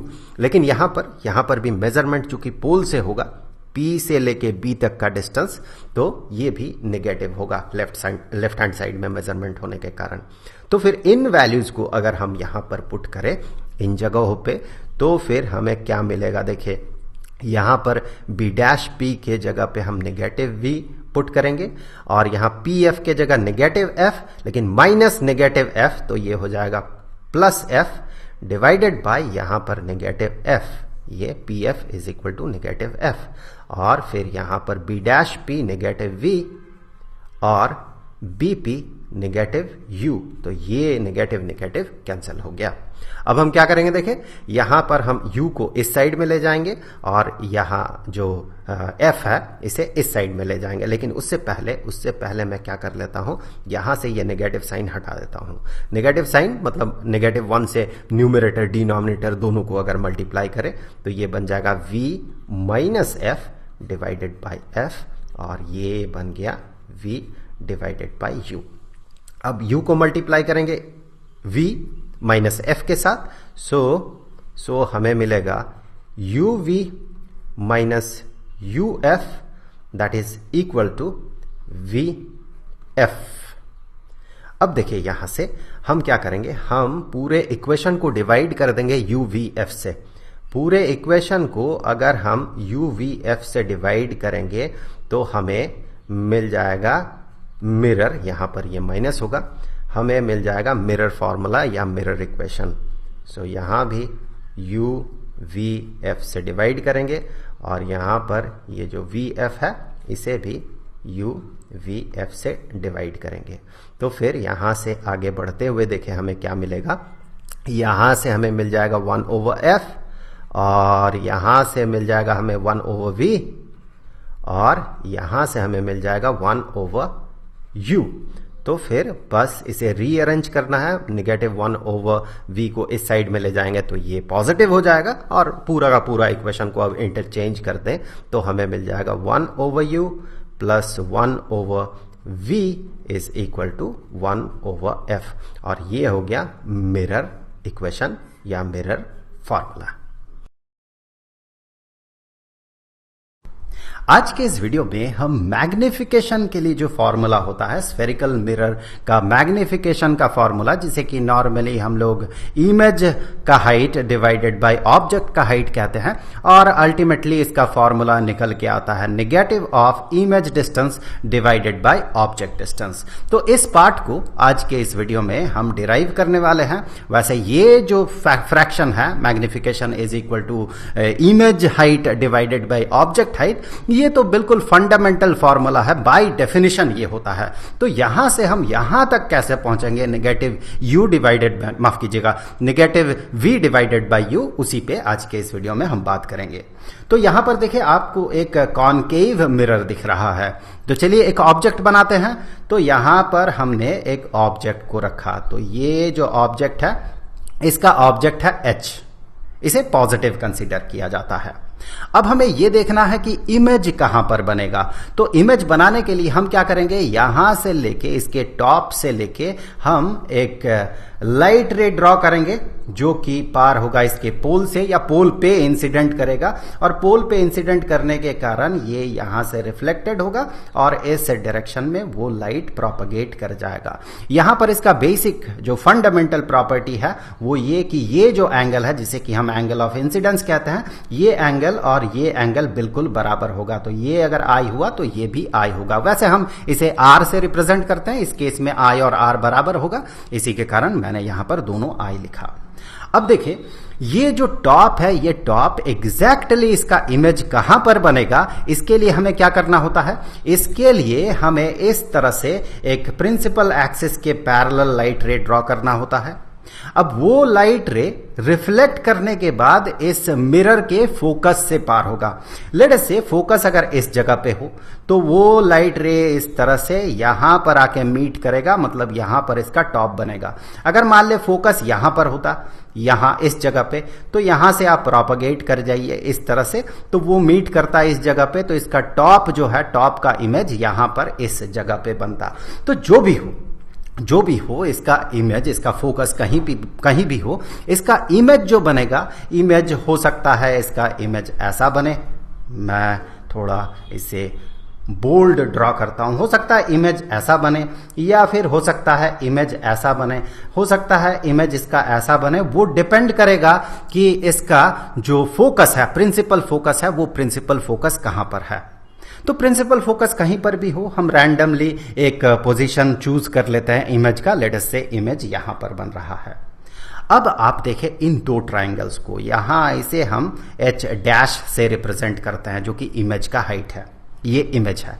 ओके, सो अब देखिए यहां पर दो ट्राइंगल्स हमें मिल रहा है, एक ट्राइंगल ये और दूसरा ट्राइंगल ये। दोनों ट्राइंगल्स सिमिलर ट्राइंगल्स है। यहां पर अगर आप गौर करें तो ये आपको 90 डिग्री का एंगल मिलेगा यहां पर, और यहां पर भी 90 डिग्री का एंगल मिलेगा, और ये एंगल बराबर है। तो एक एंगल 90 डिग्री का, दूसरा एंगल भी बराबर है, तो तीसरा एंगल जो भी होगा ये एंगल भी वही होगा, क्योंकि एक ट्राइंगल का इंटरनल एंगल्स का सम जो है ये फिक्स्ड होता है, 180 डिग्री होता है। तो तीनों एंगल्स बराबर होने के कारण क्या होगा कि ये जो है दोनों ट्राइंगल्स सिमिलर ट्राइंगल्स होंगे। इन ट्राइंगल्स को मैं एक बार यहां पर ड्रॉ कर लेता हूं। यहां पर ये ऊपर वाला ट्राइंगल आपको दिख रहा है, और ये जो है नीचे वाला ट्राइंगल मैं कुछ इस तरह से ड्रॉ कर रहा हूं, थोड़ा सा हटा के ड्रॉ कर रहा हूं इस तरह से। अब सिमिलर ट्राइंगल है दोनों। सिमिलर ट्राइंगल का प्रॉपर्टी क्या होगा कि सिमिलर साइड्स जो है, वो सिमिलर साइड्स जो है उनका रेशियो बराबर होता है। जैसे कि इसका और इसका अगर आप रेशियो देखें, वो बराबर होगा इसके और इसके रेशियो के, इसके और इसके रेशियो के, या फिर इसके और इसके रेशियो के। तो फिर यहां पर देखिए गिवन इंफॉर्मेशन क्या है, ये जो हाइट है h है, ये वाला हाइट जो है ये h है, और ये वाला हाइट जो है ये h डैश है। और साथ ही साथ अगर आप गौर करें तो आप ये पाएंगे कि ये जो लेंथ होगा, ये लेंथ जो है ये होगा u, मतलब ऑब्जेक्ट डिस्टेंस, और ये जो लेंथ होगा ये लेंथ होगा v। साइन तो अभी फिलहाल हम नहीं लगाते हैं, जब वैल्यू पुट करते हैं तब साइन लगाते हैं। ये हो गया v, इमेज डिस्टेंस। देखें यहां पोल से ऑब्जेक्ट तक का डिस्टेंस, ये वाला जिसे हम छोटा सा यहां पर रिप्रेजेंट किया, ये वाला डिस्टेंस जिसे कि ऑब्जेक्ट डिस्टेंस कहा जाएगा, और पोल से यहां तक का डिस्टेंस, इमेज तक का डिस्टेंस, जिसे इमेज डिस्टेंस कहा जाएगा, जिसे हमने यहां पर इस साइड से रिप्रेजेंट किया है। अब सिमिलर ट्राइंगल के प्रॉपर्टी के हिसाब से अगर देखा जाए तो हम कह सकते हैं h dash divided by h, h dash divided by h is equal to v divided by u। हम लगभग यहां तक पहुंच चुके हैं, लगभग, पूरा नहीं पहुंचे हैं, अब साइन को भी कंसीडर करना होगा हमें। वेल, तो यहां से हम कह सकते हैं कि h dash divided by h is equal to v divided by u। अब देखिए यहां पर साइन कन्वेंशन से जब हम वैल्यूज पुट करेंगे उस समय क्या प्रॉब्लम अराइज करेगा। जैसे कि हमें पता है प्रिंसिपल एक्सिस से जब हम ऊपर की तरफ डिस्टेंसेस मेजर करते हैं तो उस समय उसे पॉजिटिव मेजर करते हैं। तो h का जो भी वैल्यू आएगा यहां पर h का वैल्यू पॉजिटिव आएगा इस केस में, इस एग्जाम्पल के हिसाब से, और h डैश का वैल्यू, चूंकि हम नीचे की तरफ हाइट को मेजर कर रहे हैं तो h डैश का वैल्यू निगेटिव आएगा। सो यहां पर जो आपको फ्रैक्शन, जो भी वैल्यूज आप पुट करेंगे उस वैल्यूज के कारण जो ये फ्रैक्शन बन रहा है, उस फ्रैक्शन का वैल्यू अगर आप देखें तो आप यहां पर पाएंगे negative divided by positive, negative, ये वैल्यू नेगेटिव, ये पॉजिटिव। वेल, अगर v और u का वैल्यू यहां पर आप पुट करते हैं तो आप क्या पाएंगे, देखिए v का वैल्यू आप पाएंगे नेगेटिव, u का भी वैल्यू जब आप पुट करेंगे तो आप नेगेटिव पाएंगे, क्योंकि साइन कन्वेंशन के हिसाब से पोल से हम मेजर जो कर रहे हैं v को, और पोल से जो हम मेजर कर रहे हैं u को, तो हम लेफ्ट साइड में आगे बढ़ रहे हैं, negative direction of x axis, जिसके कारण इसे नेगेटिव कंसीडर किया जाएगा। सो v डिवाइडेड बाय u जब आप वैल्यू पुट करेंगे उस समय आप पाएंगे एक नेगेटिव वैल्यू डिवाइडेड बाय एक नेगेटिव वैल्यू। तो ओवरऑल आपको ये एक नेगेटिव वैल्यू देगा, लेकिन ये एक पॉजिटिव वैल्यू देगा। तो ये जो डिस्क्रिपेंसी है, इस डिस्क्रिपेंसी को दूर करने के लिए यहां पर हमें एक नेगेटिव साइन अपेंड करना होता है। तो वही नेगेटिव साइन यहां पर है, ताकि जब हम वैल्यूज ऐड करें तो वो साइन कन्वेंशन के हिसाब से कंपैटिबल हो। तो यहां पर आपको मिल गया जो मैग्निफिकेशन है मिरर के कारण, स्फेरिकल मिरर के कारण, उस मैग्निफिकेशन का जो फंडामेंटल फॉर्मूला है वो। अब अगर यहां पर मिरर कॉनकेव मिरर ना होके कॉन्वेक्स मिरर होता तब क्या होता, देखिए उस समय इसी तरह का हमें चीजों को कंसीडर करना होगा। हम मान लेते हैं यहां पर ऑब्जेक्ट है, ऑब्जेक्ट का हाइट h, और फिर यहां से हम एक लाइट रे ड्रॉ करेंगे, यहां से पोल में इंसिडेंट करेगा और फिर यहां से वो रिफ्लेक्ट कर जाएगा इस डायरेक्शन में।